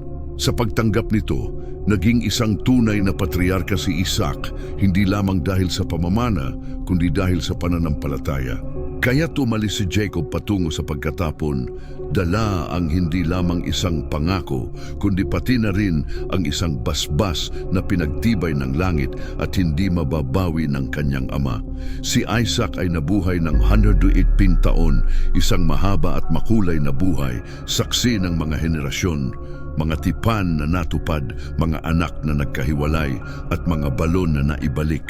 Gayunpaman, ang kwento ni Isaac, kapag binasa sa pagitan ng mga linya ng kasulatan, ay tila maikli, halos pangalawa lamang, na parabang ito'y nawawala sa pagitan ng mga epiko ng kanyang amang si Abraham at mga pakikipagsapalaran ng kanyang anak na si Jacob. Walang malalaking laban sa kanyang buhay, walang pagbabago ng pangalan, walang mga paglalakbay, walang mga pangarap mula sa langit na tumagal, walang mga dramang salungatan sa Diyos. Si Isaac ay tila naglalakad sa mga anino, ngunit ang mga aninong iyon ay punong-puno ng liwanag. Sa kabaligtaran ni Abraham na tinawag mula sa isang malalayong lupain at dumaan sa maraming pagsubok na humubog sa kanyang pagkakakilanlan bilang ama ng pananampalataya, o ni Jacob na nakipaglaban sa mga tao at sa Diyos, na tumakas, nagmahal, nagdusa at nagbigay ng buhay sa 12 tribo ng Israel. Ang buhay ni Isaac ay tila isang buhay ng pagpapatuloy. Hindi natin siya nakikita na nagtatag ng anumang bago. Hindi natin siya nakikita na umaalis sa Canaan. Ang kanyang paglalakbay ay minarkahan ng higit pa ng katatagan na nagmula sa nakamit. Ngunit dito mismo matatagpuan ang kanyang kadakilaan. Si Isaac ang naging tulay, ang koneksyon sa pagitan ng pundasyon ng tipan kay Abraham at ang pagpapalawak ng tipan kay Jacob. Hindi siya ang simula niyang katapusan, kundi ang tabla ng kaligtasan, ang pang-akit na nagpapanatili ng pangako sa tamang direksyon. Sa mga panahon ng salungatan, gutom, pagkakamali ng tao at katahimikan ng Diyos, sa kanyang buhay nagsimulang magbago ang pangako mula sa isang isyu ng personal na pananampalataya patungo sa isang pamamana. Nakuha ni Isaac ang lupa hindi sa pamamagitan ng pananakop, kundi sa pamamagitan ng pananatili. Ang lupa na ipinangako kay Abraham ay tinirhan ni Isaac sa pagsunod. Hindi siya umalis sa Kanaan kahit sa panahon ng gutom, dahil sinabi ng Diyos na manatili siya at sumunod siya. Hindi siya nagtayo ng mga lungsod, ngunit naghukay ng mga balon, mga simbolo ng buhay, sustento at pananatili. Mga balon na tinabunan ng kaaway at kanyang ibinalik, pinalitan ang pangalan ng bawat isa, parang ipinahahayag niyang, ang ibinigay ng Diyos sa aking ama ay hindi malilimutan. Ang pagsunod ni Isaac ay tahimik ngunit malalim. Habang si Abraham ay sumagot sa imposible gamit ang pananampalataya at si Jacob ay nakipaglaban sa pandaraya at pagbabago, si Isaac ay patuloy na naglakad, tuwid at may matatag na mga hakbang. Ang kanyang buhay ay isang uri ng buhay na altar, hindi pinalamutian ng apoy o usok, kundi ng substansya. Nanatili siya sa lupa kasama ang kanyang asawa, pinalaki ang kanyang mga anak, hinarap ang mga tensyon sa pamilya, sariling pagkakamali at ng iba, ngunit hindi siya lumihis mula sa estruktura ng pangako. Marahil ito ang dahilan kung bakit ang kanyang kwento ay tila maliit sa mata ng tao, dahil ang kanyang pamana ay hindi naisulat sa mga dakilang gawa, kundi sa katapatan sa araw-araw. At dito, nagkakamali ang marami. Madali ang sumunod kapag ang apoy ay bumagsak mula sa langit o kapag ang isang tinig ay umaabot mula sa itaas. Ngunit si Isaac ay sumunod ng tahimik nang manahimik ang Diyos. Namuhay siya sa pagitan ng mga vision ni Abraham at ang mga propetikong pangarap ni Jacob. Si Isaac ay narinig ang alingaw-ngaw ng parehong mga realidad at hindi lumihis. At paano naman ang kanyang katahimikan? Si Isaac ay hindi masyadong nagsasalita kumpara sa ibang mga patriarka. Walang mga tala ng malalaking talumpati mula sa kanya. Hindi siya nakitang nakikipag-ugnayan sa mga hari o nakikipagkonfronta sa mga madla. Ang kanyang tinig ay mahina, ngunit ang kanyang epekto ay malalim. Sapagkat kung minsan ang katahimikan ay hindi pasibidad, kundi paggalang. Si Isaac ay higit na nakikinig kaysa nagsasalita at naglalakad ng higit kaysa tumatakbo. Ang kanyang pananampalataya ay malalim dahil hindi niya kailangan ng mga palamuti gamit ang mga salita. Ang kapangyarihan ng katahimikan at pagsunod ay naging kanyang tatak. Sa isang mundong ang pagkabahala ng pag-alis ay nagdudulot sa marami na kumilos ng walang direksyon. Si Isaac ay nagpapaalala sa atin na ang pananatili ay isang paraan din ng pag-abante. Paano ang paghuhukay sa lupa kung saan ang iba ay nagsara ng mga pinagkukunan ay mas makapangyarihan kaysa sa pagtatayo ng mga templo sa isang banyagang lupa. Ang buhay kung nasaan ka nilagay ng Diyos, kahit pa ito ay mukhang maliit, ay pagsunod sa Diyos ng walang hanggan. Si Isaac ay hindi nagtatag ng isang bansa, ngunit siya ay nagpanatili dito. Wala siyang mga pangarap mula sa langit, ngunit hindi siya tumigil sa pananampalataya. Hindi siya ang pinakamalalakas magsalita, ngunit ang kanyang pananampalataya ay umabot sa mga siglo. Nang ang kanyang mga mata na malabo na dulot ng paglipas ng mga taon ay pumikit sa wakas, namatay si Isaac ng payapa, matanda at puno ng mga araw. Natupad ang kanyang layunin sa banal na kasaysayan, hindi bilang pinakamakita, kundi ang pinakamatatag. Siya na nagpapanatili ng buhay ng pangako sa gitna ng disyertong kasing halaga ng kanyang minana, pinanatili at ipinasa. Isang tahimik na patriarka na ang pamana ay patuloy pa rin. Si Isaac ang anak ng milagro, ang batang umakyat sa altar sa pagsunod, ang tapat na asawa, ang ama ng mga bansa, ang tahimik na patriarka ay namuhay hindi upang manakop, kundi upang mapanatili. Ang buhay na kadalasang hindi pinapansin ay nagpapakita bilang isang matibay na haligi sa kasaysayan ng plano ng Diyos. Hindi niya kinailangan ng mga digmaan o mga malalaking tanda upang mag-iwan ng marka. Ang kanyang epekto ay mas banayad, mas malalim, mas patuloy. Siya ang tulay na tinawid ng pangako mula kay Abraham kay Jacob, mula sa unang pangako na nagbigay daan sa pagpapalawak na magbubunga ng Israel. Itinuturo sa atin ni Isaac na ang araw-araw na katapatan ay bumubuo din ng walang hanggan, na hindi lahat ng tawag sa aksyon ay nangangailangan ng banal na interbensyon upang maging lehitimo. Kung minsan, ang tahimik na pagsunod ay sapat na. Manatili kung saan sinabi ng Diyos na manatili ka, magmahal lamang ng isang babae, maghukay ng parehong mga balon paulit-ulit at magtiwala kahit na ang langit ay tahimik. Ang lihim ni Isaac ay hindi kung ano ang kanyang ginawa, kundi kung ano ang kanyang kinakatawan. Tagapag-alaga ng isang pamana, tagapagtanggol ng isang pangako, ang tahimik ngunit matatag na link ng isang kadena na mga siglo pagkatapos ay makarating kay Hesukristo, ang tunay na anak na ipinangako. At ngayon na alam mo na ang kwento na hindi nasabi, taimtim kong hinihiling na huwag hayaang mawala ang aral na ito. Mag-subscribe para sa iba pang mga kwento at malalim na mga talata mula sa Biblia tulad nito. I-comment kung alin sa mga ito ang pinaka-nakaapekto sa iyo, ang buhay ni Isaac, at huwag kalimutan i-share ang video na ito upang mas maraming tao ang makakita nito. Tuklasin ang kapangyarihan ng tahimik na pagsunod sa pananampalataya. Magkita tayo sa susunod na kabanata ng walang hanggang kasaysayan.